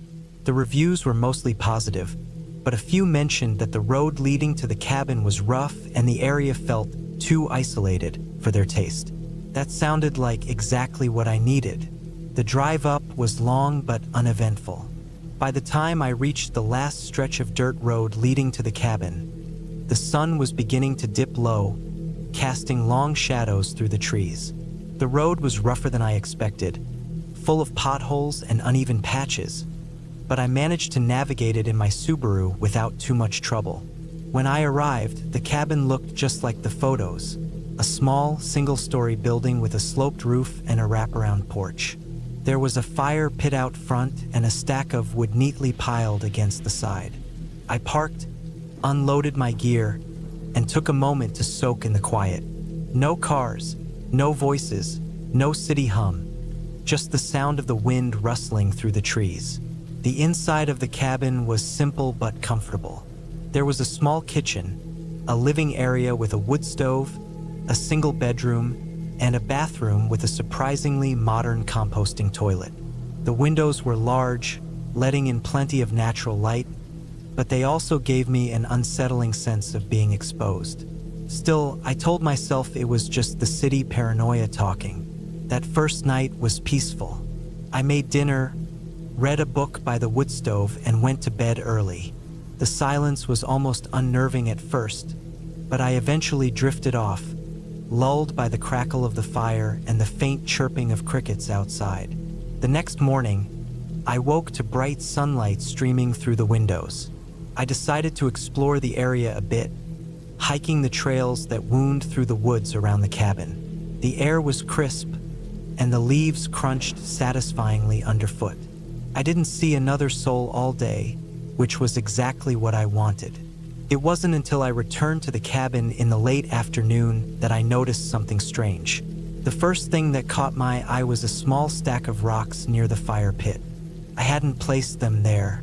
They were carefully balanced, almost like a little cairn, and they definitely weren't there when I left that morning. I told myself it was nothing. Maybe they'd been there all along, and I just hadn't noticed. But I couldn't shake the feeling that someone had been on the property while I was out. That night, I locked the door and checked the windows twice before going to bed. I lay awake for hours, listening for any sound out of place. The woods were eerily quiet, with none of the usual night sounds I'd heard the night before. Eventually, exhaustion won out and I fell asleep. The next day, I decided to stay closer to the cabin. I spent the morning chopping some wood and tidying up the porch, trying to shake off the unease from the day before. Around midday, I noticed something else. A single footprint in the dirt near the side of the cabin. It was faint but clearly human, and far too large to be mine. This time, there was no brushing it off. Someone had been here and they'd been close. My mind raced through the possibilities, maybe a hunter or someone hiking through the area. But the nearest other cabin was miles away, and I hadn't seen any signs of other people on the trails. I spent the rest of the day on edge, constantly glancing over my shoulder. By evening, I'd convinced myself I was overreacting. Whoever it was, they were probably just passing through. I made dinner, tried to read, and eventually crawled into bed. Sometime in the middle of the night, I woke up to a noise outside. It wasn't loud, just a faint rustling, like someone walking through the leaves. I froze, straining to hear. The sound grew louder, then stopped, replaced by the creak of the porch steps. My heart was pounding so hard I thought it might burst. I lay perfectly still, every muscle tense, as I heard the faintest sound of movement near the front door. Then it stopped. For what felt like hours, I listened, but there was nothing. Finally, I worked up the courage to get out of bed. I grabbed the flashlight I'd left by the nightstand and crept to the window. The porch was empty. The next morning, I found more footprints. They circled the cabin, leading off into the woods. My nerves were shot by this point, and I knew I couldn't stay another night. I packed up as quickly as I could and loaded everything into the car. As I drove down the dirt road, I couldn't shake the feeling that I was being watched. Every shadow between the trees felt like a figure, every rustle in the underbrush like someone following. When I reached the nearest town, I went straight to the sheriff's office. I told them everything: the rocks, the footprints, the sounds in the night. The deputy I spoke to nodded gravely and took down my information, but I could tell he thought I was just a jumpy city person. Before I left, he gave me a piece of advice. Next time, pick a spot with neighbors. I never found out who was out there or what their intentions were. But one thing is certain: I'll never book a cabin that remote again.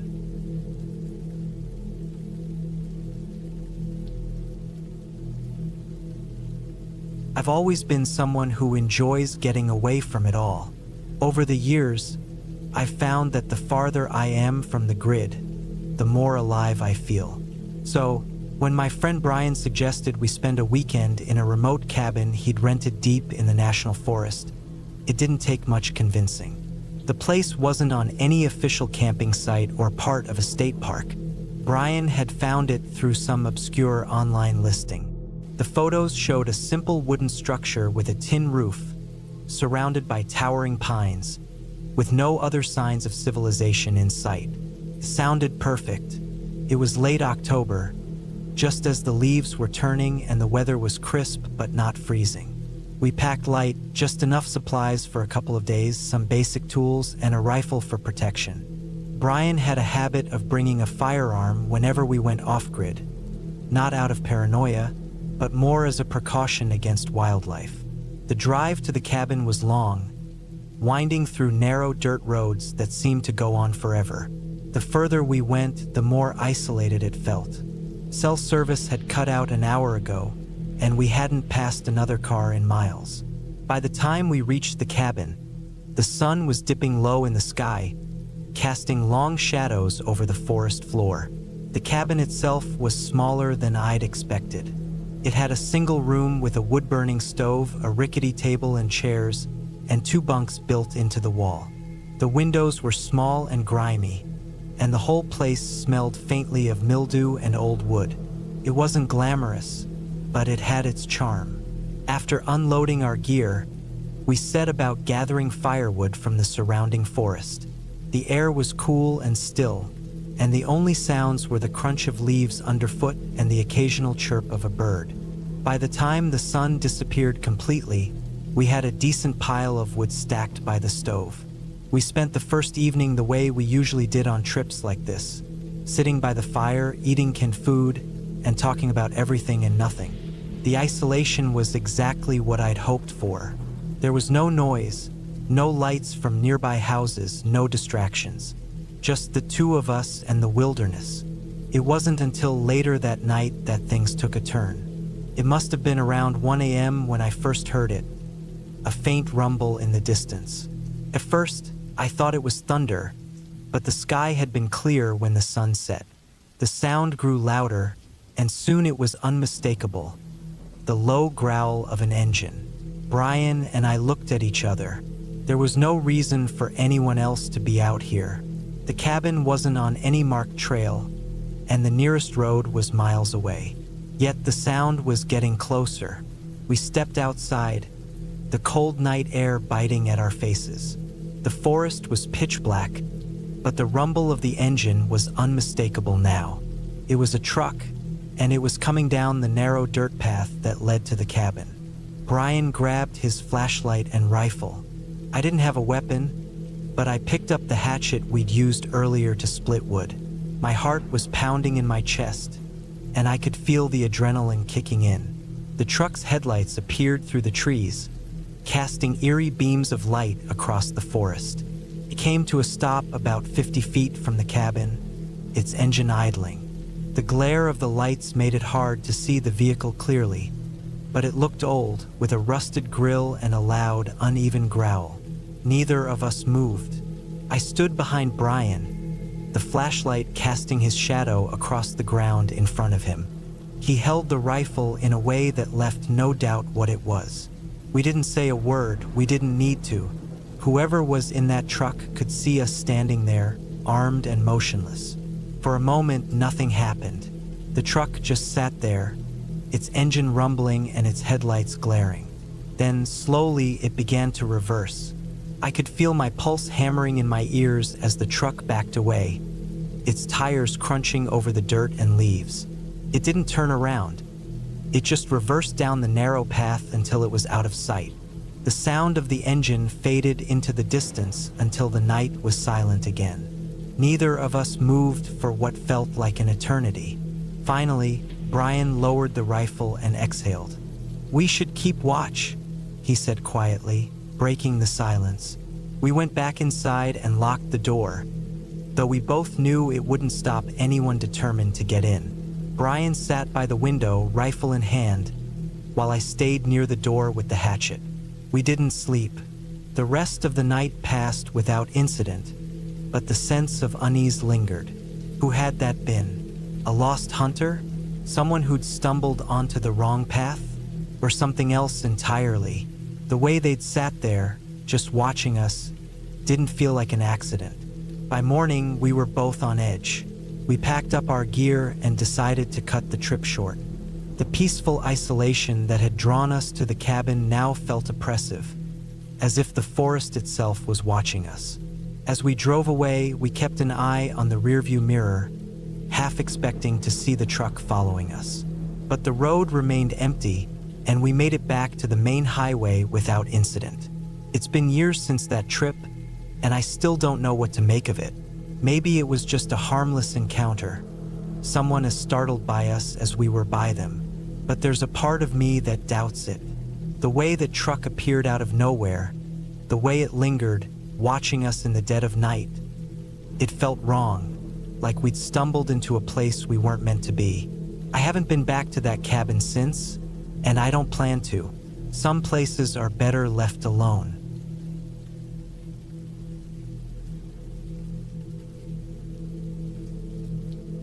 My husband, Paul, and I had planned this trip to Clearview State Park for months. It was late October, and the days were just starting to get shorter. The park was tucked away in the mountains of Colorado, far from the hum of everyday life.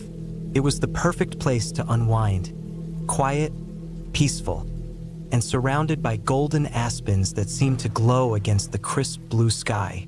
We had rented a small cabin on the edge of the campground, the kind with just the basics: a bed, a table, and a small wood stove. It wasn't luxury by any stretch, but that's what I loved about it. It felt simple, almost primal, to step away from the comforts of home and live closer to nature, even for just a few days. The first day passed in a blur of hikes and sitting by the fire pit outside the cabin. Paul and I spent hours talking, laughing, and soaking in the silence of the woods around us.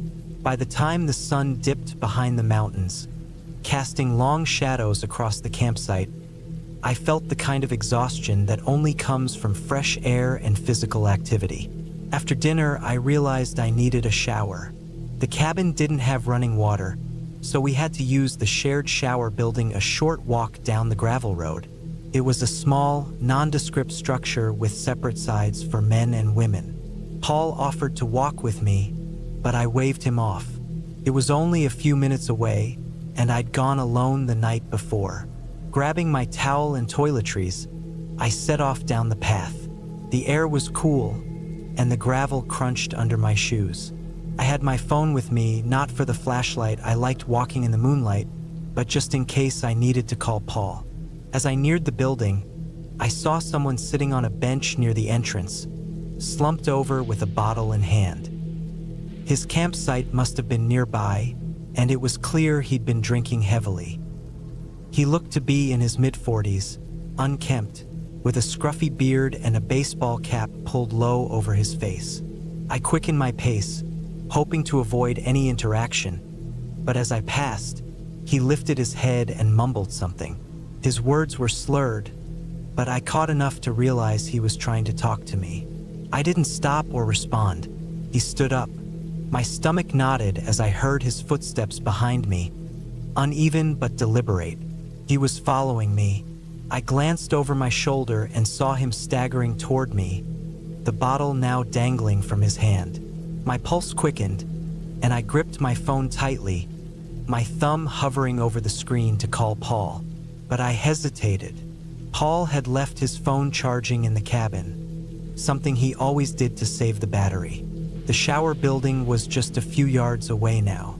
I forced myself to stay calm, to not break into a run. Panic would only make it worse, I told myself. As soon as I reached the door, I darted inside and slammed it shut behind me. My hands shook as I locked it. The building was cold and smelled faintly of damp concrete. The fluorescent light flickered, casting an eerie glow over the stalls and sinks. I pressed my ear to the door, straining to hear. The gravel crunched outside. He was still there. For a moment, I considered confronting him. I wasn't the type to back down easily, and fear had already started to morph into anger. What kind of person thinks it's okay to follow someone like that? But I knew better than to open that door. I tried to call Paul anyway, even knowing it was pointless. My phone buzzed twice before going to voicemail. I stared at the screen, my heart pounding, then shoved it back into my pocket. Minutes passed, then an hour. The building was dead silent except for the faint hum of the lights. I stayed near the door, crouched low, trying to keep myself calm. Every few minutes, I'd peek through the narrow window. At first, I didn't see anything, but then I caught a glimpse of him lingering near the edge of the trees, pacing slowly. I felt trapped, like prey cornered by a predator. Eventually, I saw movement again, but this time it was familiar. Paul. He was walking down the gravel path, a flashlight in hand, probably wondering why I hadn't come back. Relief flooded through me, but I didn't step out right away. I needed to be sure the man was gone. I peeked out the window again and saw the drunk man stumbling back toward his campsite, which was a few plots down from ours. He was muttering to himself, barely able to walk straight. When I opened the door and ran out to meet Paul, I could barely get the words out fast enough. I told him everything. How the man had followed me, how I'd been too afraid to leave. Paul's face darkened, and I could see the tension in his jaw. We decided to report the incident to the campground ranger. The office was closed for the night, but there was an emergency number posted on the door. Paul called and explained what had happened, giving the man's description and the location of his campsite. By the time we got back to the cabin, I felt a little calmer, but I couldn't shake the lingering unease. I double-checked the locks on the door and kept my phone by my side. Paul stayed awake with me, sitting by the window to keep watch. The next morning, the ranger stopped by to let us know they'd spoken to the man. He claimed he'd just been trying to make conversation and didn't mean to scare anyone. They gave him a warning and said he'd be removed from the campground if there were any further issues. It was a frustratingly mild response, but at least I felt a little safer knowing they were aware of him. We decided to cut our trip short. I couldn't relax, knowing he was still just a few campsites away. As we packed up and drove out of the park, I kept replaying the night in my mind, the way he had zeroed in on me, the deliberate way he'd followed. Looking back, I don't know what his intentions were, and I'm not sure I want to. All I know is that fear like that stays with you. It sharpens you, makes you more aware of how quickly things can turn. Now, every time I step into the woods, I carry a different kind of gear. Not just a map and water, but the resolve to trust my instincts and protect myself if I ever have to.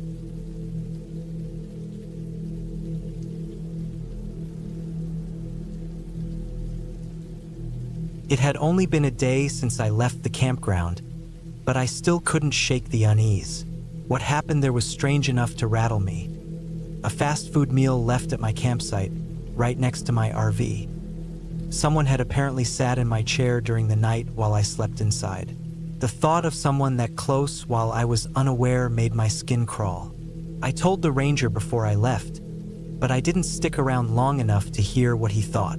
After leaving the campground, I decided to change my plans.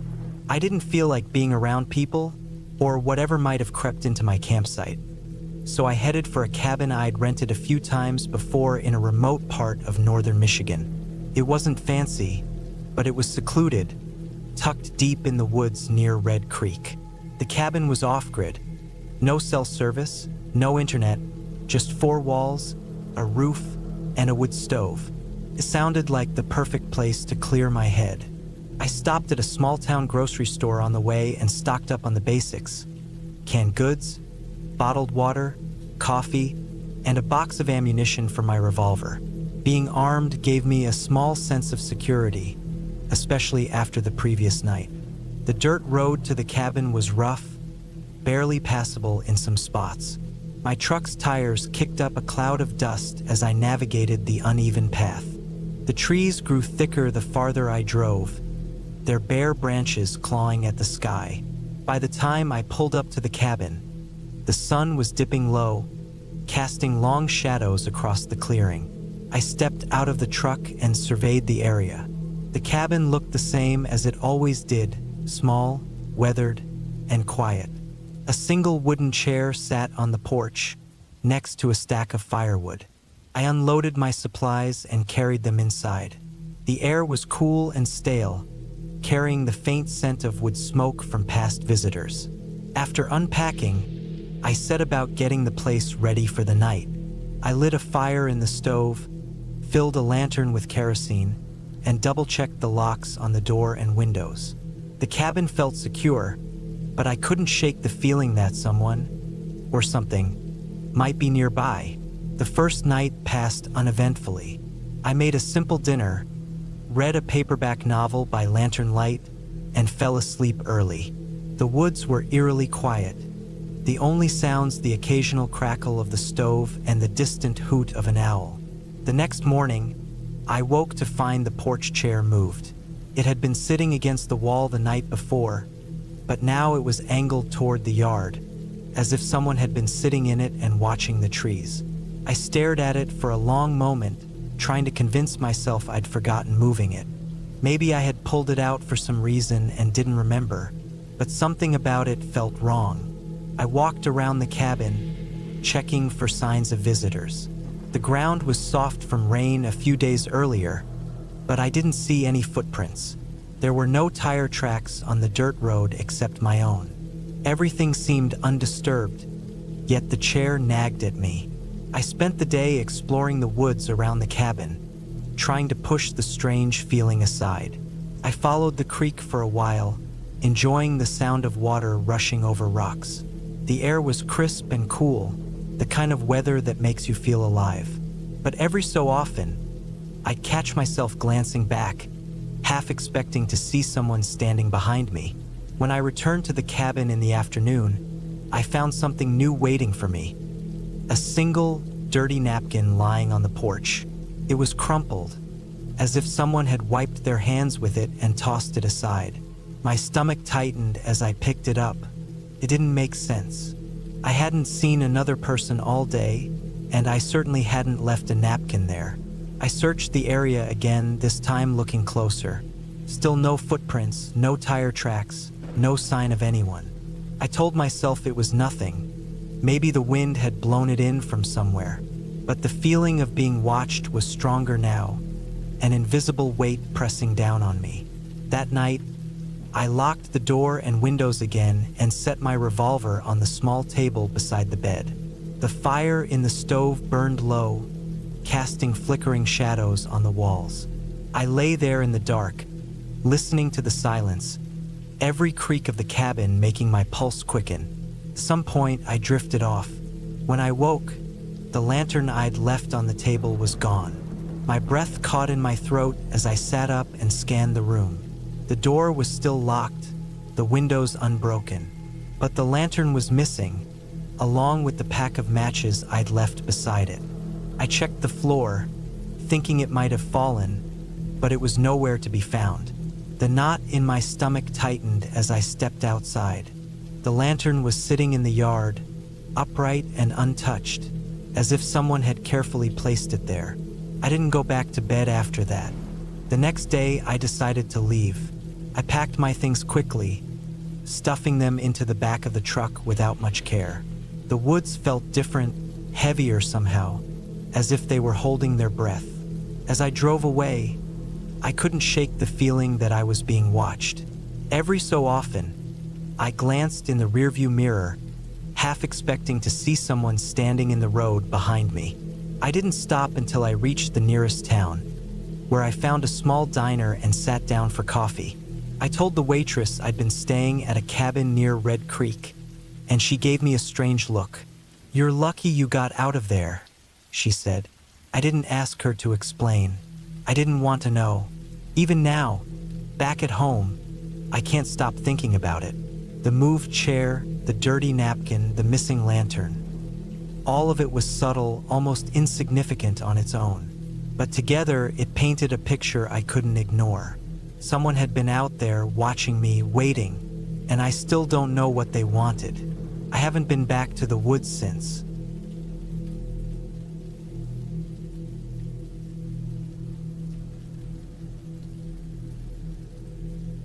When I was in my early 20s, I spent 3 summers working as a camp counselor in the Adirondacks.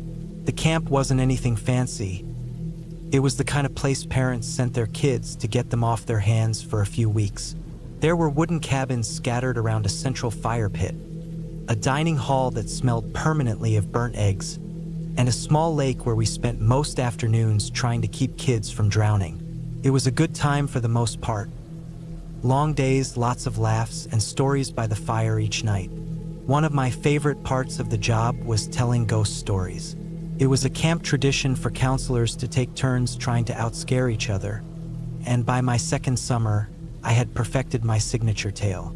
I'd start with a slow build, letting the kids' imaginations run wild, before dropping the kicker at the end. The story itself wasn't anything too creative.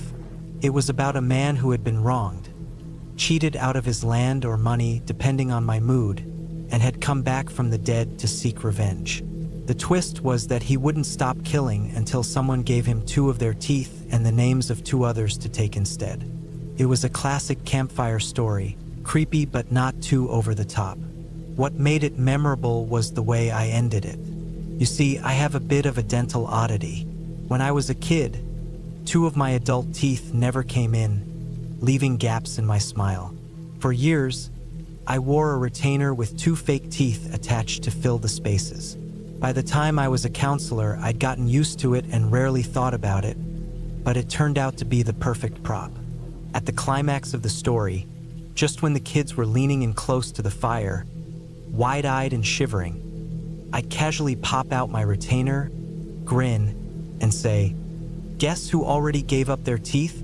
It never failed to send them screaming back to their cabins. That summer, though, things got weird. It was the middle of July, and the camp was in full swing. I had a group of 10-year-olds in my cabin, rowdy but good-natured for the most part. We'd just finished a long day of canoeing and crafts, and everyone was looking forward to the evening campfire. The night started like any other. The fire crackled in the center of the circle, casting flickering shadows on the surrounding trees. The kids were restless, whispering and giggling as marshmallows roasted on sticks. When it was my turn to tell a story, I launched into my usual routine. The kids hung on every word, just as they always did, and when I reached the end, I pulled out my retainer and flashed them my gap-toothed grin. The reaction was perfect. Shrieks, laughter, and a few, "You, gross," comments. I grinned, pleased with myself and sent them off to bed. But later that night, I woke to the sound of footsteps outside the cabin. At first, I thought it was one of the boys sneaking out. It wasn't uncommon for kids to try to meet up with their friends or pull pranks after lights out. So I got up, grabbed my flashlight, and stepped outside. The air was cool, and the trees swayed gently in the breeze, but there was no one in sight. "All right, back to bed?"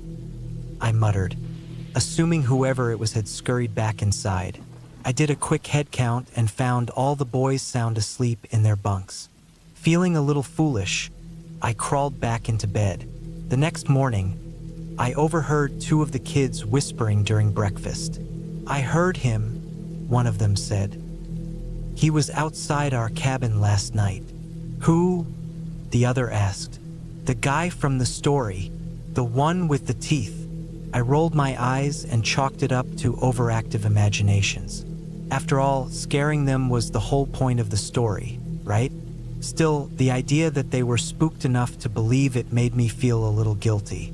I decided to tone things down the next time I told the tale. That afternoon, I went down to the lake for free swim. The kids were splashing around, and the other counselors were chatting on the dock. I was halfway through a conversation about the upcoming talent show when I noticed one of the boys standing alone at the edge of the water. "Everything okay?" I asked as I approached him. He nodded but didn't say anything. His eyes were fixed on the treeline across the lake. "Look," he finally said, pointing. I followed his gaze but didn't see anything unusual, just trees and shadows. "What are you looking at?" I asked. "There was a man," he said quietly. "Right there. He was watching us." I squinted, trying to make sense of what he was saying. There was no one there. "Probably just a hiker," I said, trying to reassure him. "This place gets plenty of visitors."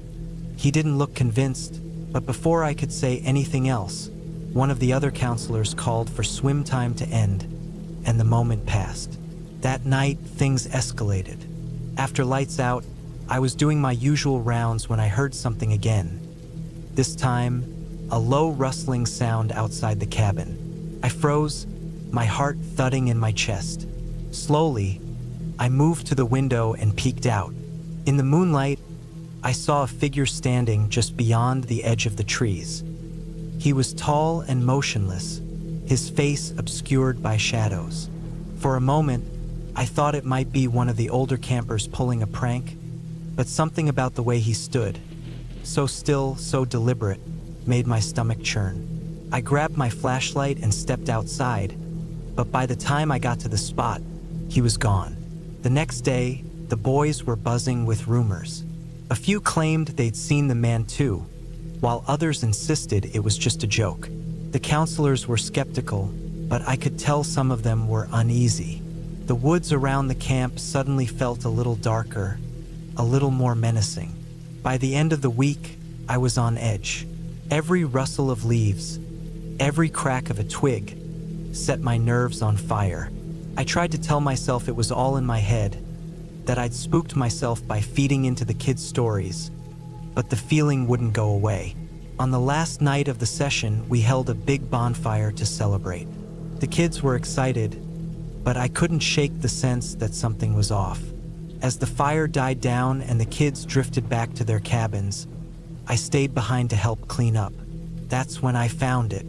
Lying in the dirt near the fire pit was a retainer, exactly like mine, with two fake teeth attached. I picked it up, my hands trembling. It wasn't mine. I had mine in my pocket. I looked around, half expecting someone to jump out of the shadows and yell, "Gotcha!" But there was no one there. I threw the retainer into the fire and watched it melt. The next morning, I packed my things and left camp, telling the director I wouldn't be back the following summer. I haven't told that story since.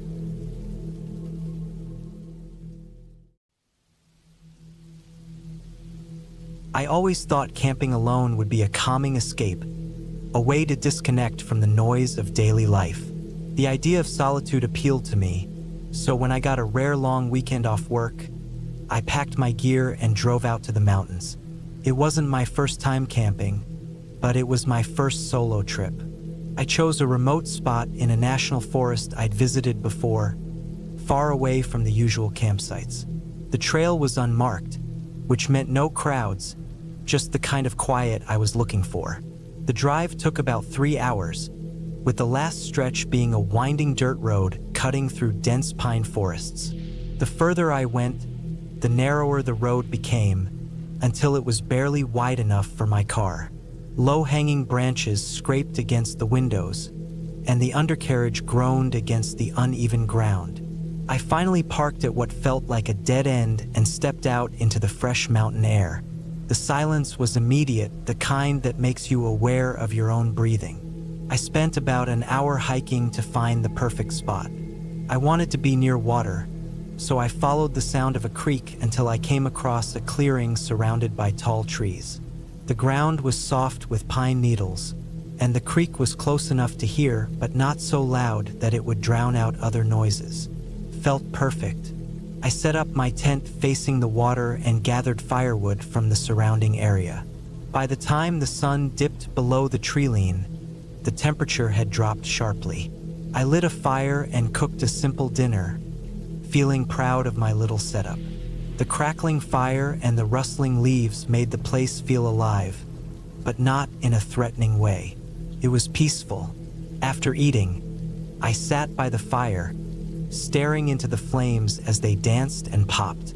Without self-service or distractions, my mind wandered to simpler things. How the stars were brighter out here, how the creek sounded like a soft conversation. I turned in early, crawling into my sleeping bag and letting the warmth lull me to sleep. I didn't realize how tired I was until my eyes closed. For a while, I slept soundly, but then something woke me. A sound just outside the tent. First, I thought it was the wind. The tent rustled lightly, and I heard twigs snapping. My heart started to race as I lay there, straining to identify the noise. It didn't sound like an animal scurrying. It was heavier, more deliberate. The fire had burned down to embers by then, and the faint glow cast long shadows on the tent walls. I told myself it was probably just a deer or a raccoon. Animals are curious, I thought. There's no reason to panic. But then the sound came again, closer this time. It was a distinct crunch, like a boot pressing into dry leaves. My stomach dropped. I froze, every nerve in my body on high alert. I didn't want to make a noise or move. I just lay there, my ears tuned to every little sound. For what felt like an eternity, there was nothing. Then, a soft scraping noise began, like something brushing against the side of the tent. It was deliberate, not accidental. I sat up slowly, trying not to make a sound. My heart was pounding so hard I thought whoever, or whatever, was outside might hear it. I reached for my flashlight but hesitated before turning it on. Did I really want to see what was out there? I decided against it. Instead, I stayed still, hoping the intruder would lose interest and move on. The scraping stopped, and for a moment, there was silence again. Then I heard footsteps, slow and deliberate, circling the tent. My mind raced. Could it be a person? So why weren't they saying anything? Why weren't they making themselves known? I wished I had brought something for protection, but all I had was a small utility knife and a can of bear spray. Both were in the side pocket of my backpack, just out of reach. I cursed myself for not keeping them closer. The footsteps paused directly behind the tent, and I held my breath. I could hear my pulse in my ears. After a while, the footsteps moved away. I waited, listening intently, but the sounds grew fainter until they disappeared entirely. I didn't move for a long time, too scared to risk making a noise. Eventually, exhaustion overcame my fear, and I drifted off into an uneasy sleep. When I woke up, the sun was rising, casting a warm glow over the clearing. I crawled out of the tent and looked around. Nothing seemed out of place at first glance, but when I walked around the tent, I noticed something that made my blood run cold. There were footprints in the dirt, large, unmistakably human footprints. They circled the tent in a slow, deliberate path. I tried to convince myself it was a hiker who had gotten lost or curious about my campsite, but it didn't make sense. Why wouldn't they have called out or announced themselves? Why would they come so close in the middle of the night without making their presence known? I debated packing up and leaving, but part of me didn't want to let fear ruin my trip. I decided to stay, but to be extra cautious. I spent the day exploring the area, gathering more firewood, and making sure my camp was secure. I even hung a makeshift alarm, a few tin cans tied to a string, around the perimeter of the clearing. It wasn't much, but it made me feel a little better. The second night, I stayed up late, keeping the fire going and listening for any unusual sounds. For hours, there was nothing but the normal forest noises: crickets, the occasional hoot of an owl, the gurgling creek. Just when I started to think I'd imagined the whole thing, I heard it again. Footsteps, coming from the direction of the trees. This time, I was ready. I grabbed my flashlight and bear spray and stood by the fire, my heart pounding. The footsteps grew louder, closer. I shone the flashlight into the trees, but the beam only illuminated dense foliage. "Who's there?" I yelled, my voice shaking. There was no response, just the sound of something moving closer. Then, just as suddenly as it had started, the noise stopped. The forest was silent again. I stood there for what felt like an eternity, the flashlight trembling in my hand. Finally, I forced myself to sit back down by the fire, but I didn't dare go to sleep. When morning came, I made the decision to leave. As much as I wanted to tough it out, I couldn't shake the feeling that something, or someone, was watching me. I packed up my gear quickly, glancing over my shoulder every few minutes. The forest, which had seemed so peaceful when I arrived, now felt oppressive, as if the trees themselves were hiding something. As I hiked back to my car, I kept expecting to see someone step out from behind a tree or hear footsteps following me, but the trail remained empty.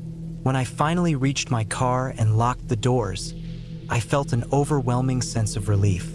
The drive back down the dirt road was slow and tense, but eventually, I reached the highway and felt like I could breathe again. To this day, I don't know who or what was out there that night. Maybe it was just another camper who didn't want to share their space, or maybe it was something worse. All I know is that I've never camped alone again. The woods might seem peaceful, but out there, you're completely vulnerable, and not everything or everyone you encounter has good intentions.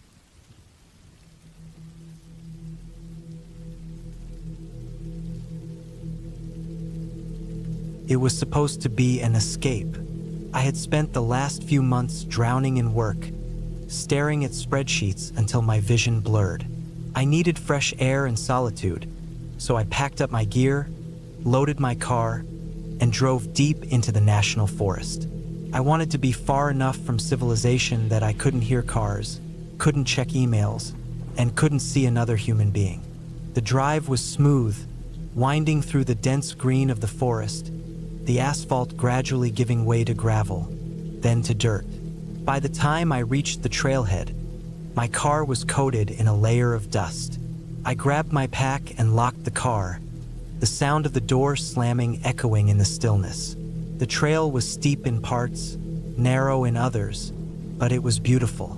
Pines stretched tall above me, their needles carpeting the forest floor. Birds chirped occasionally, but mostly it was quiet, almost too quiet. A couple of times, I thought I heard rustling in the underbrush, but when I stopped to listen, it went silent. Probably just squirrels, I told myself. After hiking for about 3 hours, I found the perfect spot. It was a small clearing surrounded by trees, with a faint view of the distant mountains through a gap in the canopy. There was a fire ring someone had built long ago, now surrounded by moss and a few scattered beer cans. I cleaned it up, set up my tent, and laid out my sleeping bag.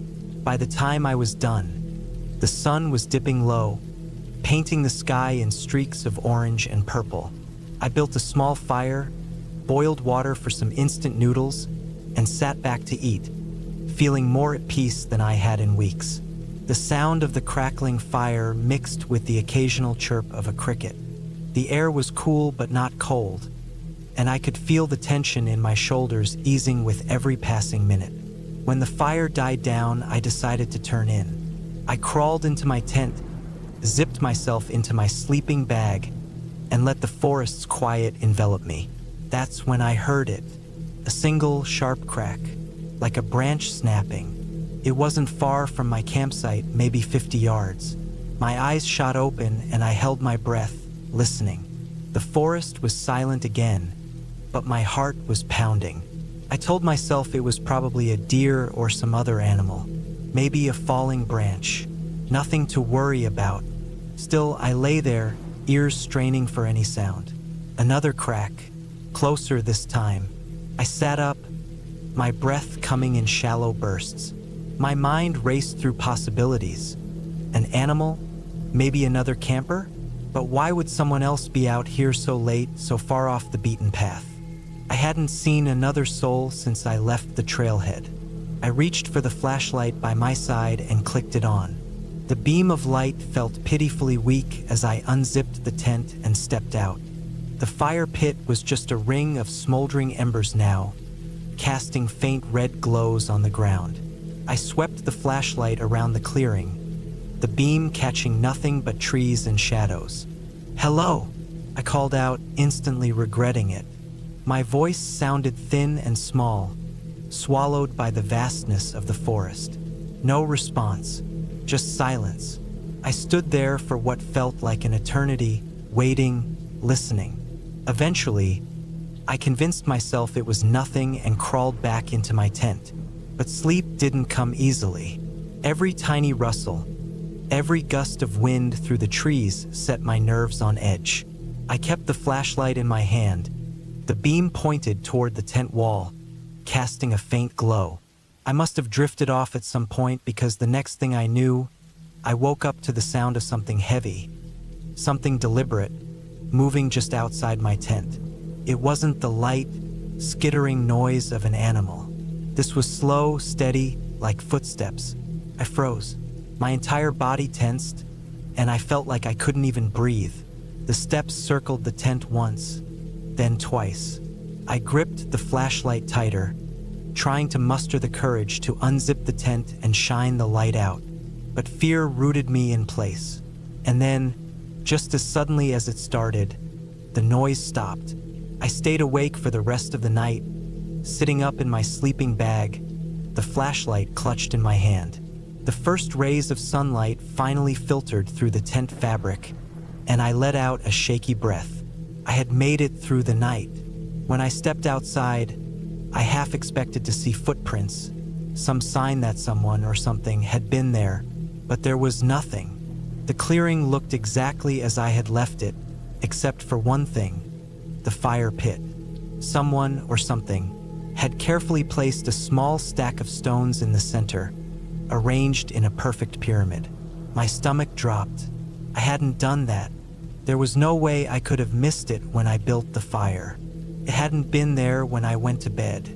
I packed up my gear as fast as I could, my eyes constantly darting to the tree-line. Every rustle, every snap of a twig made my heart race.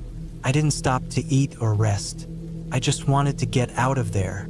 The hike back to the car felt twice as long as the hike in. I kept looking over my shoulder, half expecting to see someone following me.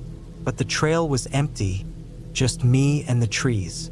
When I finally reached the car, I threw my pack in the back seat and locked the doors before even starting the engine. As I drove away, I tried to rationalize what had happened. Maybe it was another camper playing a prank. Maybe I was just paranoid and overreacting. But deep down, I knew that wasn't it. The footsteps, the stones, they weren't just random. Someone had been there. Someone who didn't want to be seen. I haven't gone camping alone since.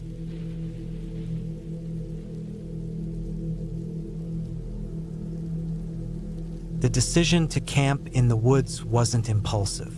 It had been a few years since I last went camping, and I missed the calm of the forest. This time, I picked a location a little more remote than usual. I'd read about an area in northern Vermont, not far from where I grew up, that wasn't heavily trafficked but offered beautiful views and plenty of quiet. I needed that solitude, a break from the constant noise of everyday life. The drive took most of the morning. The winding roads were familiar, reminding me of childhood trips when my dad would take us hiking. By the time I arrived at the trailhead, the late autumn sun was just beginning to dip lower in the sky. It was a little later than I planned, but I wasn't too worried. I had my gear packed meticulously. A sturdy tent, plenty of food, water, and even a small first aid kit. The air was cool, crisp, and carried the faint smell of damp leaves. It felt like the perfect setting for a weekend away. The trail leading to my planned campsite wasn't marked well, but I had researched the area and downloaded a map on my phone. After hiking for about an hour, I found the spot, a small clearing surrounded by dense trees. It was perfect. The ground was relatively level, and there was a natural fire pit that someone had used before. I set down my pack, stretched my legs, and got to work setting up the tent. By the time I finished, the sun had started to set. The forest around me grew darker and quieter, save for the occasional rustle of leaves in the wind. I gathered some dry wood and built a fire. Its warmth and light immediately made me feel more at ease. Dinner was simple, a can of chili heated over the flames. I ate slowly, listening to the crackling fire and the distant sound of an owl calling. As the night deepened, I lay back on a camping chair and stared at the stars. They were brilliant, much brighter than I ever saw back in the city. For a while, I just sat there, enjoying the peace. When the chill began to creep through my layers, I decided to call it a night. I doused the fire thoroughly, double-checked my gear, and climbed into the tent. Sleep didn't come as easily as I hoped. The quiet of the forest, while peaceful, was also unnerving. Every little noise felt amplified. I kept telling myself it was just the wind, or a small animal scurrying through the underbrush. Around midnight, I finally drifted off. I woke up suddenly, heart pounding. For a moment, I wasn't sure what had woken me.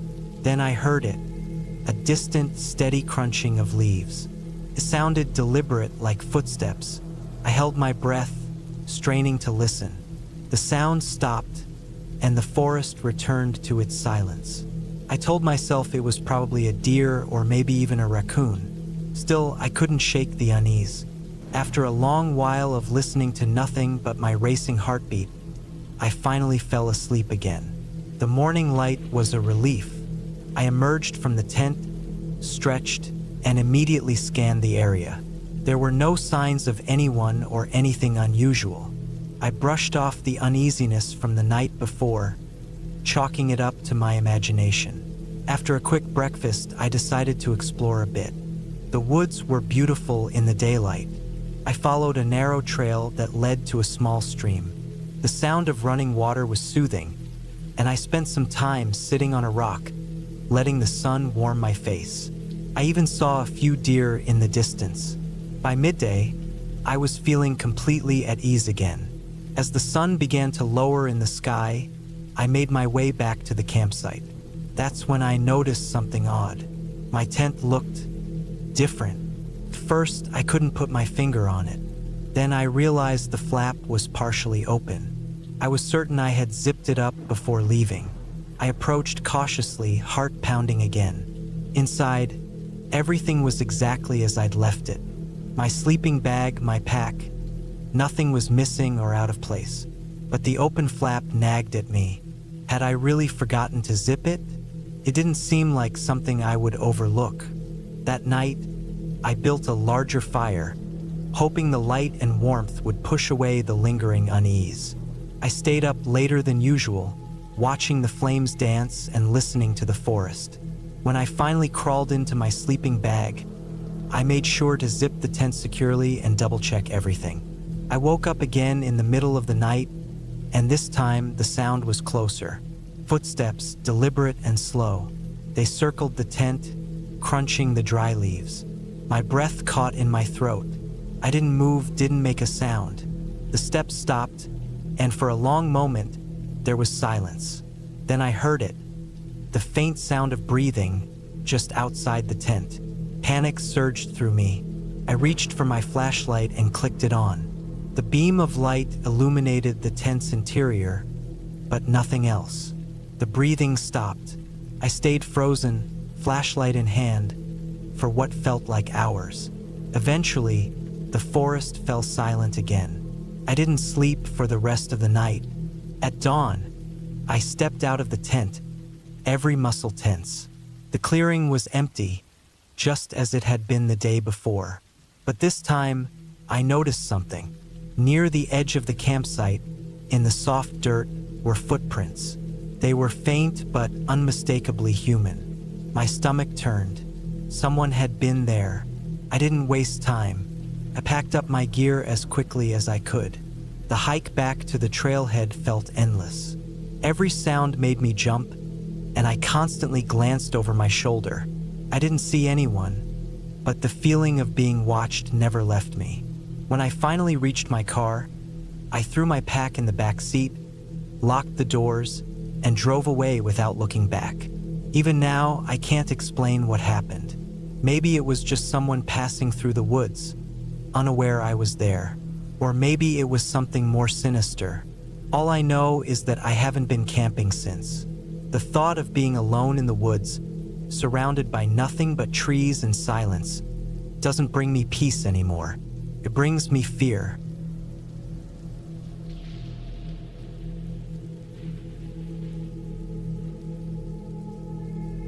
I always looked forward to my solo camping trips. Being out in nature, away from people and the constant buzz of the city, felt like a reset for my mind.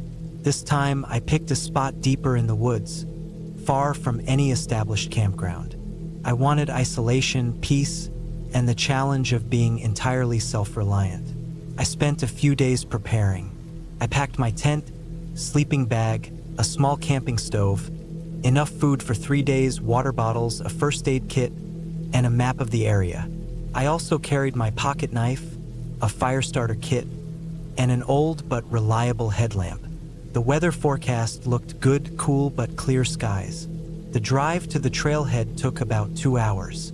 It was early morning when I arrived, and the parking lot was empty, just the way I liked it. After a quick check of my gear, I set off. The trail was rugged, winding through dense trees, occasionally opening to glimpses of the surrounding mountains. The smell of pine and damp earth was invigorating. About 5 miles in, I veered off the marked trail to find a secluded spot to set up camp. I walked another half-mile, careful to leave markers for myself, until I found a small clearing surrounded by tall trees. It felt perfect, quiet, shaded, and far enough from the trail to ensure privacy. By late afternoon, I had my tent pitched and a small fire going. I cooked some instant noodles and sat by the fire, enjoying the silence. The only sounds were the crackling flames and the distant chirping of birds. As the sun dipped below the horizon, the woods became eerily dark. I could barely see the outlines of the trees against the starry sky. I crawled into my tent, zipped myself into my sleeping bag, and turned off the headlamp. The silence was heavy, but it didn't bother me. Sometime during the night, I woke up. At first, I wasn't sure what had stirred me. It was pitch black, and the fire outside had long since died out. Then I heard it, a faint rustling noise.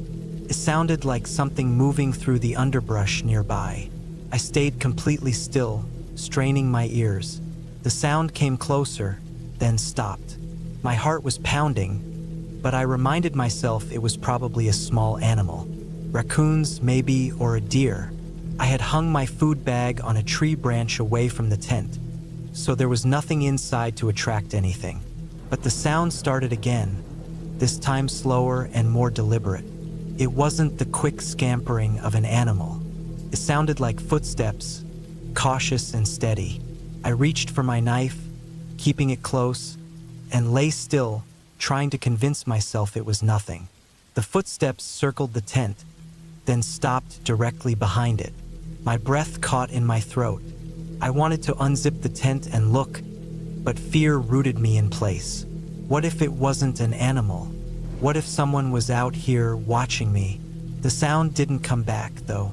After what felt like hours, I must have fallen asleep from sheer exhaustion. The next morning, everything looked normal, though my nerves were on edge. I found no footprints or signs that anyone had been near my tent. I convinced myself it was just my imagination playing tricks on me. I packed up and hiked farther into the woods, putting more distance between myself and the trail. The second day was uneventful. I found a new campsite near a small creek and spent the afternoon fishing. The clear water and rhythmic sounds helped ease my anxiety. By evening, I felt like myself again. I cooked the fish I'd caught and enjoyed the peace of the forest. But that night, it happened again. I woke to the sound of movement outside my tent. This time, it was unmistakable, slow, deliberate footsteps crunching on the dry leaves. I didn't hesitate. I grabbed my flashlight and knife, unzipped the tent, and shone the light into the darkness. Nothing. The beam of light revealed only trees and shadows. The footsteps stopped as soon as I opened the tent, and the silence was deafening. I stayed awake the rest of the night, sitting by the fire with the knife in my hand. Every sound made me jump. By dawn, I was exhausted but determined to figure out what was going on. I spent the morning searching the area around my campsite. This time I found something, a set of boot prints in the dirt, faint but definitely human. They led away from my tent and disappeared into the woods. Panic set in. Someone had been watching me. I decided to cut my trip short and head back to the car. The hike back was nerve-wracking. Every snap of a twig or rustle of leaves made me whip around, expecting to see someone following me. I saw no one, but the feeling of being watched didn't go away. When I finally reached the parking lot, my car was the only one there. I threw my gear into the trunk and drove off, my heart still racing. It wasn't until I was halfway home that I noticed something chilling. In the dust on the back window of my car, someone had written 2 words, "Nice try." I don't know who it was or what they wanted, but I haven't been camping alone since.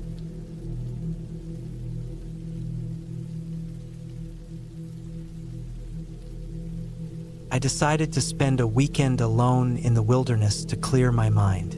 Life had been overwhelming lately, and I needed to unplug. I picked a spot about 4 hours from my home, a secluded ridge I'd found online called Crooked Pine. It wasn't a popular place, which was exactly what I wanted. Fewer people meant more peace. I packed my gear, a sturdy tent, sleeping bag, food for 2 days, a basic first aid kit, and my trusted knife.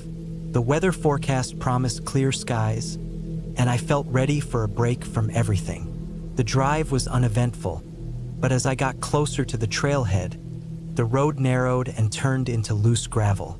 I could feel my car's tires struggling for grip on the uneven surface.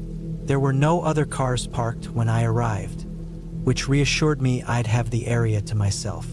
The stillness was comforting at first, but as I hoisted my pack and started hiking, I noticed just how silent the forest was.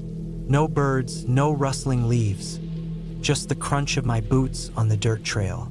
After about 3 hours of steady hiking, I reached the ridge. The view was spectacular. Rolling hills stretched out below, a mix of evergreen trees and rocky outcrops. The sun was beginning to dip, painting the sky in soft pink and orange hues. I set up my tent in a flat clearing, carefully checking the ground for rocks or sticks. By the time I got everything ready, the air had cooled, and I was grateful for the insulated jacket I'd packed. Dinner was a simple affair, freeze-dried chili heated over a small camping stove. As I ate, I couldn't shake the feeling that I was being watched. I told myself it was just nerves from being alone. This wasn't my first solo camping trip, but something about the stillness here was different. Normally, the forest buzzed with life, but tonight it was utterly quiet. Even the wind seemed to hold its breath. After cleaning up and securing my food in a bear canister a good distance from my tent, I crawled into my sleeping bag. The tent felt small and fragile against the vast darkness outside. I fell asleep faster than I expected, probably from the hike and fresh air. I woke up suddenly in the middle of the night. It wasn't noise that startled me awake. It was the lack of it. The forest was so silent it felt unnatural. I lay still, listening for anything, an animal, the wind, even a creak from the trees. Then I heard it, a faint, rhythmic crunching sound. Footsteps. At first, I thought it might be an animal, but these were too deliberate, too steady. They were coming from the direction of my food canister. My first instinct was to grab my knife, which I kept next to my sleeping bag. My heart was pounding, but I forced myself to stay calm and think. If it was a bear, I didn't want to startle it by making noise. If it wasn't, I didn't want to think about that. The footsteps grew louder, closer. Whoever or whatever it was, they were walking around my camp. I held my breath, straining to hear. Then the steps stopped right outside my tent. My mind raced. Should I call out? Stay quiet? The tent fabric rustled as something or someone brushed against it. I tightened my grip on the knife, every muscle in my body tense.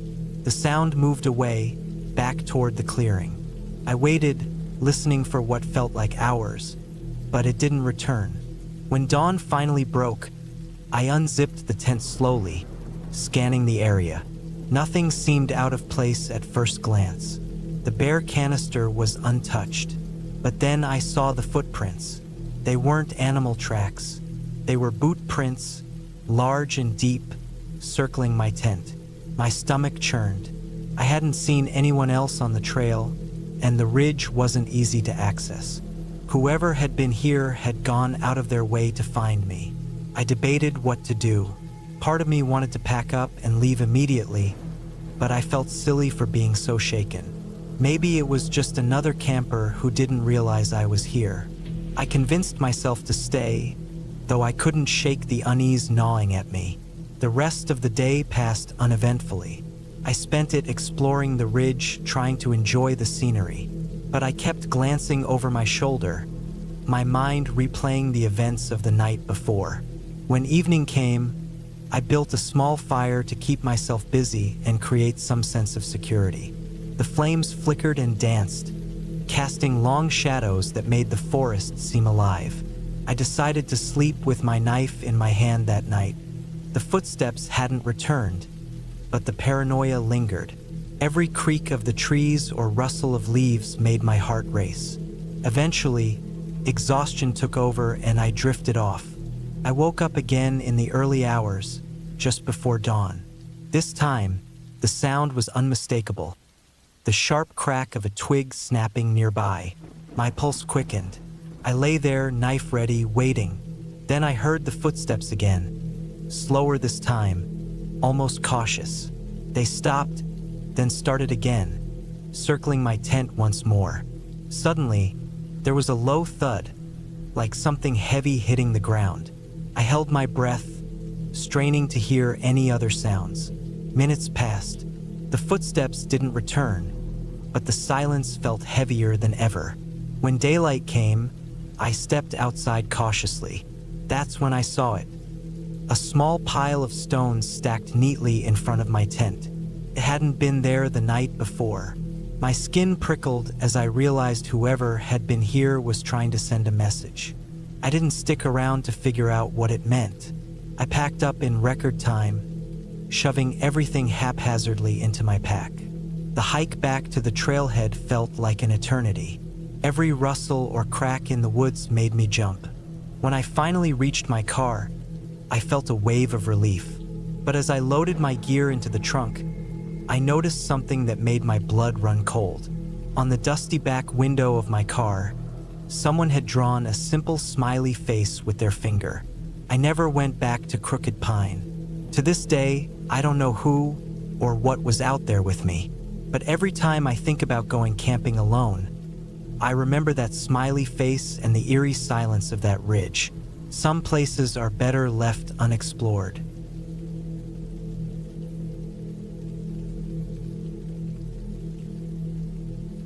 I always loved the idea of solo camping.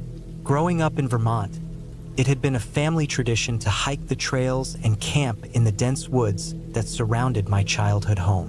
When I moved to Switzerland for work, I was eager to explore the alpine forests. There was something serene about being out there, alone with the mountains, the trees, and the distant sound of water rushing through creeks. I'd camped many times in Switzerland, but this trip was different. It wasn't just a weekend escape. I planned for an extended trip to really immerse myself in the wilderness. The journey started smoothly enough. I had my pack loaded with all the essentials: food, water, a reliable tent, sleeping gear, and a first aid kit. I had researched a lesser-known trail that wound through a stretch of forest known for its solitude. This wasn't a tourist-heavy area. I wanted peace, not crowds. The plan was to hike deep into the woods, set up camp by a small lake I had spotted on a topographical map, and spend a few nights enjoying the quiet. The first day of hiking was uneventful. The trail was well marked, though narrow, and the trees were dense enough that I felt the temperature drop slightly as I ventured deeper. I followed a small stream that eventually widened, leading me toward the lake I had planned to camp near. By late afternoon, I reached the spot, a perfect clearing near the water, with just enough flat ground to pitch my tent. The lake was pristine, reflecting the surrounding pines like a mirror. After setting up camp, I took some time to gather firewood, taking care to stay within sight of my tent. The forest felt alive but not overwhelming. Birds called to one another, and the occasional rustle of leaves reminded me of how far I was from the modern world. By the time I lit my fire and cooked a simple meal, the sky had begun to darken. The stars were brilliant against the inky blackness, and the silence around me was profound. The first night passed without incident. I woke early, feeling refreshed, and spent the day exploring the area around the lake. I climbed a small ridge nearby and discovered a breathtaking view of the forest stretching endlessly below. I felt completely at peace. That evening, as I sat by the fire, I noticed a shift in the atmosphere. The woods seemed quieter than the night before. The usual sounds of nocturnal animals, crickets, owls, even the distant rustling of underbrush, were absent. I brushed it off as my imagination, blaming my nerves for the unease creeping over me. The second night was when things began to change. Around midnight, I woke abruptly. My tent was zipped shut, and I lay still, listening. At first, I thought it was the sound of the wind, but the more I listened, the clearer it became. It wasn't the wind. It was a faint, rhythmic crunching, like footsteps on dry leaves. I froze, trying to convince myself it was just an animal. Maybe a deer had wandered close to my camp. But the sound didn't fade or wander off. It grew closer, deliberate, as if whoever or whatever was out there was moving toward my tent. I grabbed my flashlight and unzipped the tent just enough to peer outside. The beam of light swept through the trees, revealing nothing but the shadows of the forest. The sound stopped as soon as I opened the tent. The silence was almost worse than the footsteps. I waited, holding my breath, straining to hear anything over the pounding of my heart. Minutes passed, and nothing happened. Eventually, I convinced myself it was nothing. Maybe just a branch falling or an animal scurrying away. I zipped the tent shut and forced myself to lie back down. Sleep didn't come easily, but the rest of the night was uneventful. The next morning, I found something that made my stomach drop. Around my campsite, in the soft dirt near the edge of the clearing, were footprints. Human footprints. They weren't mine. They were larger, and the pattern in the sole didn't match my hiking boots. Someone had been there during the night, close enough to see my tent, close enough to watch me. I debated packing up and leaving, but I had planned to stay another night. The thought of cutting my trip short felt like giving in to paranoia. I told myself it could have been another hiker, though the odds of that seemed slim given how remote the area was. Still, I couldn't shake the feeling of being watched. I spent the day on edge, keeping close to camp and constantly scanning the trees.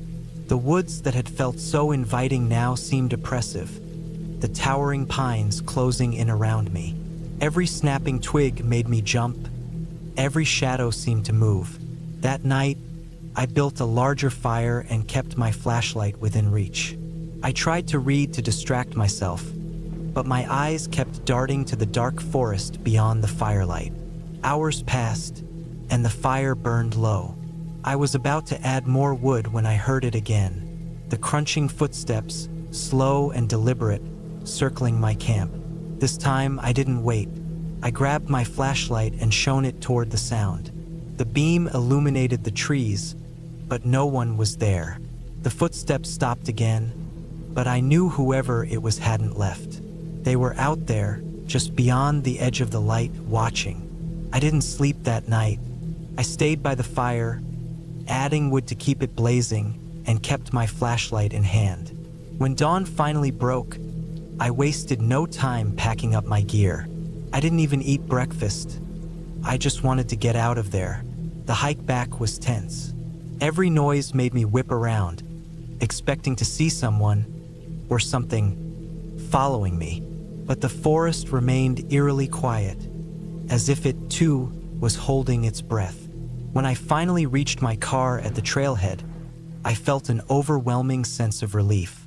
As I loaded my gear and started the engine, I glanced back at the trail, half expecting to see someone emerge from the woods. No one did. I never found out who or what had been out there.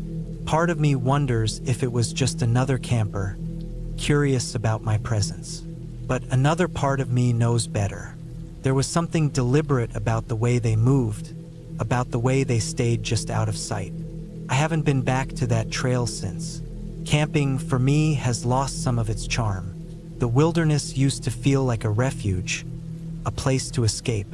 Now, it feels like a place where I'm vulnerable, exposed. Maybe I'll go back one day, but for now, I'm staying close to home.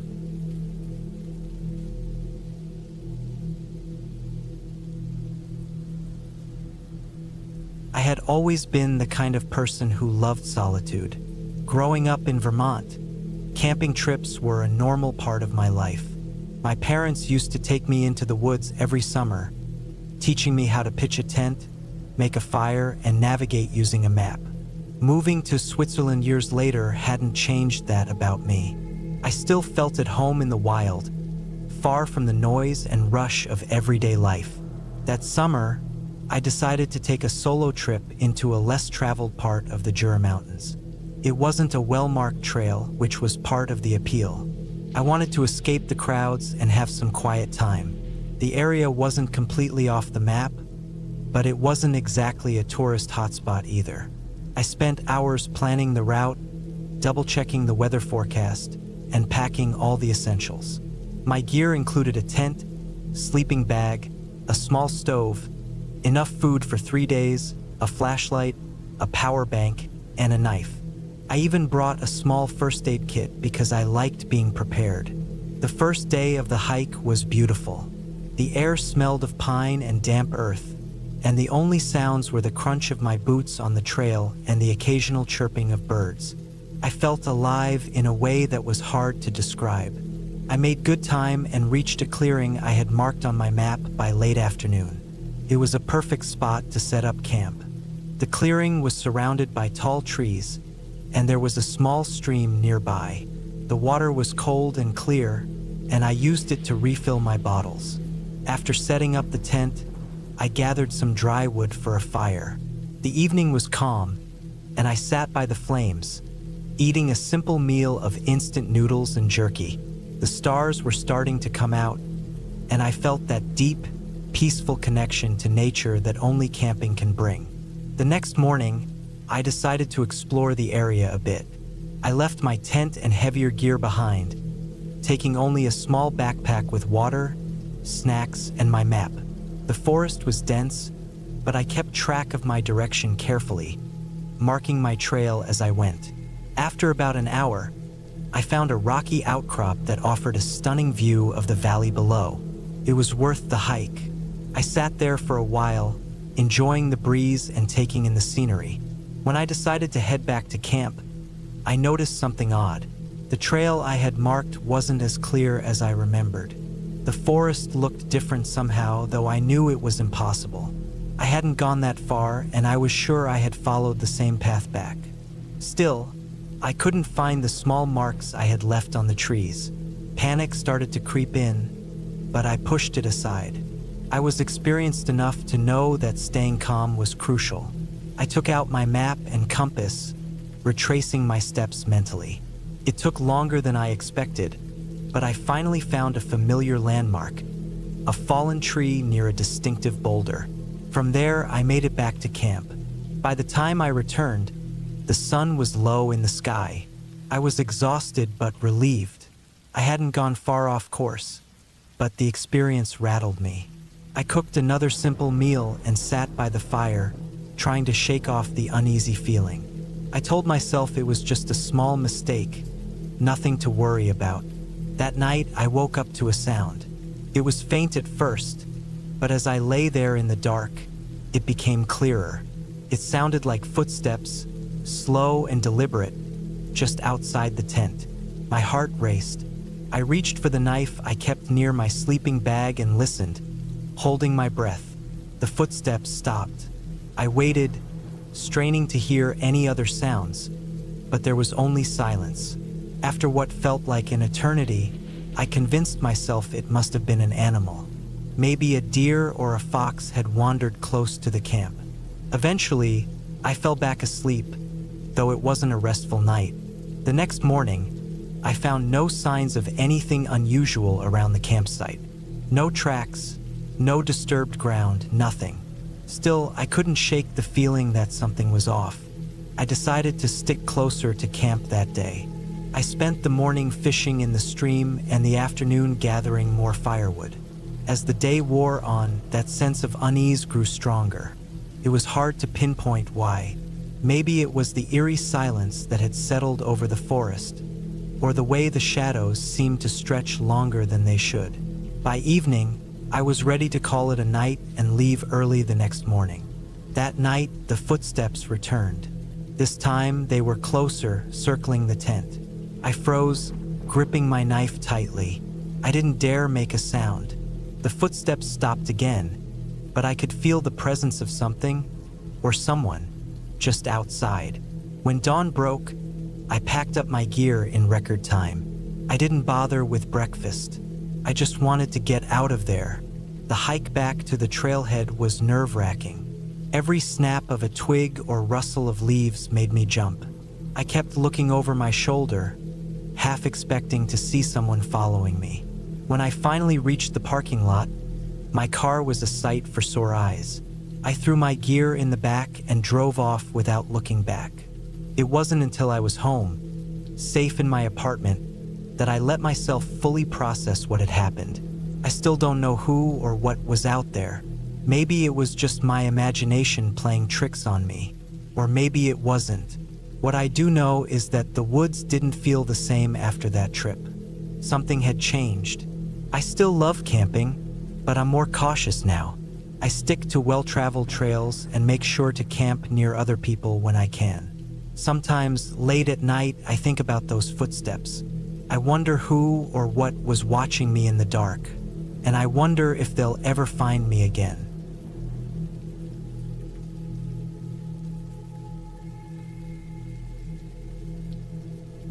When I decided to go camping alone, I thought it would be the reset I needed. I'd spent months tied to a desk, watching my life pass me by through a screen. Vermont's forests always held a special place in my heart, quiet, vast, and untouched. I had spent countless weekends exploring trails with my family as a kid, and it felt natural to return there to clear my head. This trip wasn't meant to be complicated, just me, my gear, and 2 nights away from everything. I chose a spot near a place called Dunmore Gap, a stretch of forest I'd read about in an old hiking guide. It was supposed to be beautiful yet less trafficked, perfect for some peace. I arrived in the early afternoon and parked at a small, unmarked pull-off near the trailhead. My car was the only one there, which suited me fine. After checking the map and ensuring I had everything, I loaded my pack and headed in. The trail wound gently at first, a soft carpet of pine needles muffling my footsteps.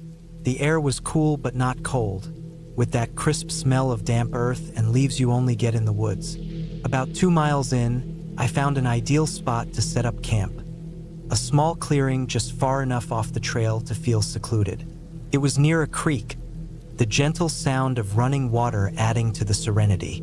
I pitched my tent quickly, laid out my sleeping bag, and gathered some wood for a small fire later. The rest of the day went as planned. I explored the area, walked along the creek, and even spotted a few deer in the distance. The isolation was exactly what I needed. As the sun dipped below the horizon, I lit the fire and cooked a simple meal. Darkness settled in fast, and soon the only light came from the flickering flames and the stars above. I slept surprisingly well that night, waking up just once when a rustling noise outside my tent startled me. I assumed it was a small animal, probably a raccoon, and drifted back to sleep. The next morning, I decided to hike further up the trail, leaving most of my gear at the campsite. I carried just the essentials: water, snacks, and a small knife clipped to my belt. The trail became steeper as I climbed, the forest growing denser. The trees seemed taller here, their branches intertwining overhead to block out much of the sky. About an hour into the hike, I noticed something odd. The usual forest sounds, birds, insects, the rustle of leaves had quieted. It wasn't silent, but it felt muted. At first, I chalked it up to the altitude or maybe my imagination.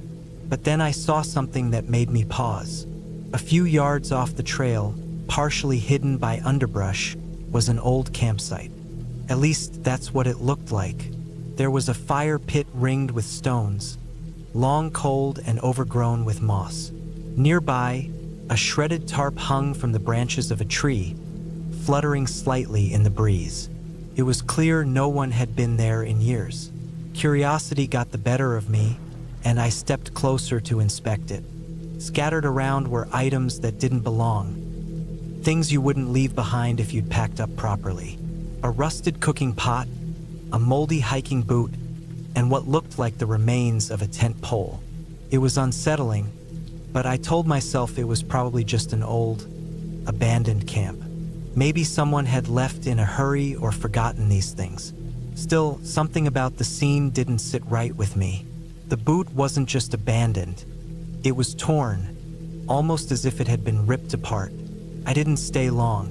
The eerie stillness pressed down on me, and I felt an irrational urge to leave. Quickly retracing my steps, I returned to my campsite. By the time I got back, the sun was high overhead, and the normal sounds of the forest had returned. I felt foolish for letting myself get spooked.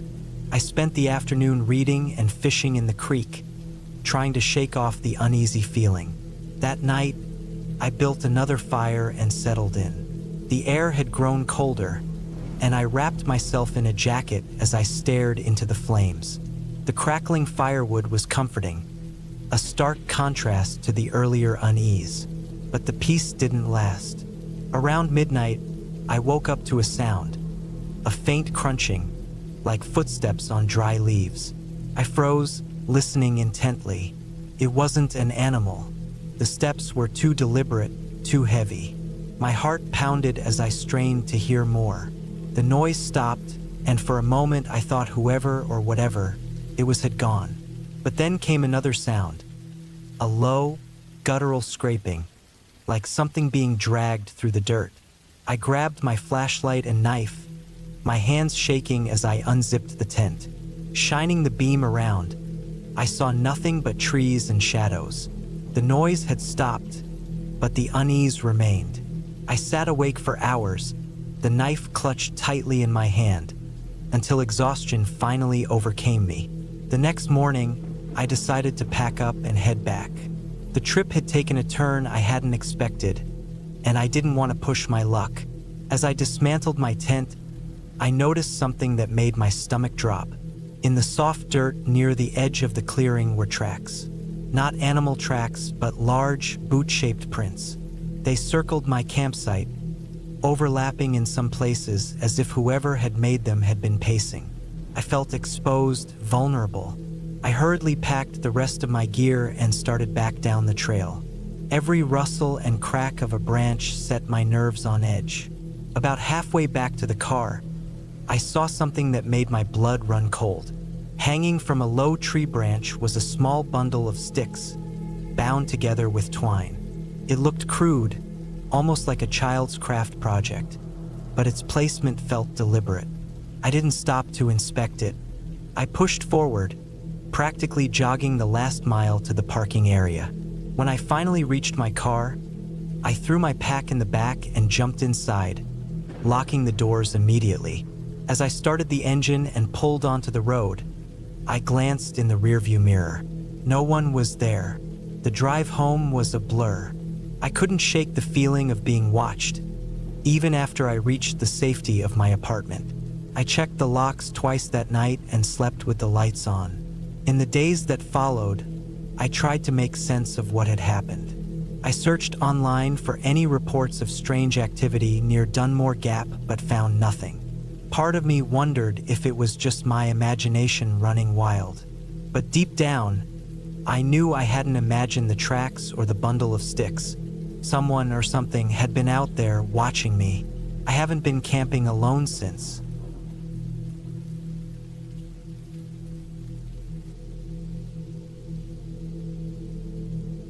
I still remember that weekend vividly, though I wish I didn't. It was supposed to be a short camping trip to clear my head. Life had been weighing on me lately, work stress, bills piling up, and the endless monotony of daily life. I thought a couple of nights out in the wilderness would be the perfect escape. No phone service, no emails, just me, the woods, and the peace I thought I'd find out there. Black Hollow Trail wasn't a well-known camping spot, and that's why I chose it. Most people preferred the more accessible, family-friendly trails with designated campsites and lots of other hikers. Black Hollow, on the other hand, was tucked away in the foothills of the Green Mountains, with only a small parking area and a single sign marking the start of the trail. I'd found it mentioned in an old forum post about hidden gem camping spots, and after some light research, I packed my gear and headed out early on a Friday morning. The trail itself was beautiful, especially in late autumn. The leaves were shades of amber and crimson, crunching under my boots as I hiked deeper into the woods. The air was crisp but not too cold, just perfect for hiking. I had a sturdy pack with all the essentials: tent, sleeping bag, food, water, a portable stove, and some basic survival gear. I'd planned to set up camp about 5 miles in, near a small clearing by a creek I'd read about. Took me about 3 hours to reach the spot. The clearing was as picturesque as I'd imagined, surrounded by towering maple and oak trees, with the creek babbling softly nearby. I set up my tent near the water, careful to keep it a good distance from the bank in case it rained. After everything was in place, I sat on a fallen log, ate a quick lunch, and took in the quiet. No cars, no people, just the sound of the creek and the occasional rustle of leaves. The first night was uneventful. I cooked a simple meal of instant noodles, read a book by flashlight, and fell asleep early. The cold seeped into the tent as the night went on, but my sleeping bag kept me warm enough. When I woke up the next morning, I felt refreshed, like I'd finally gotten the deep sleep I hadn't had in months. After a quick breakfast, I decided to explore the area around my campsite. The creek twisted and turned through the woods, and I followed it for a while, hopping over rocks and fallen branches. I found animal tracks here and there, deer, raccoon, and what looked like fox prints. It was peaceful, and I started to think this trip was exactly what I needed. That peace didn't last long. Around midday, as I was making my way back to camp, I noticed something odd. A faint smell in the air, sharp and metallic, like blood. At first, I thought maybe it was just a dead animal nearby, but the scent grew stronger as I got closer to the clearing. When I reached my campsite, my stomach dropped. My tent was slashed open. The fabric hung in jagged strips, and my gear was scattered across the ground. My food bag had been torn apart, its contents strewn around. At first, I thought it might have been a bear, but there were no claw marks on the trees or the tent poles, and none of my gear was crushed. Whatever did this wasn't large. I scanned the area, heart pounding. The woods were silent, unnervingly so. No birds, no rustling leaves, just the distant sound of the creek. I crouched and inspected the tracks around my camp. Among the usual animal prints, there were others, boot prints. Human. Someone had been here. I tried to stay calm as I gathered my things. My first instinct was to pack up and leave, but the thought of hiking 5 miles back to the car with the possibility of whoever did this still being nearby made my skin crawl. Instead, I decided to move my camp.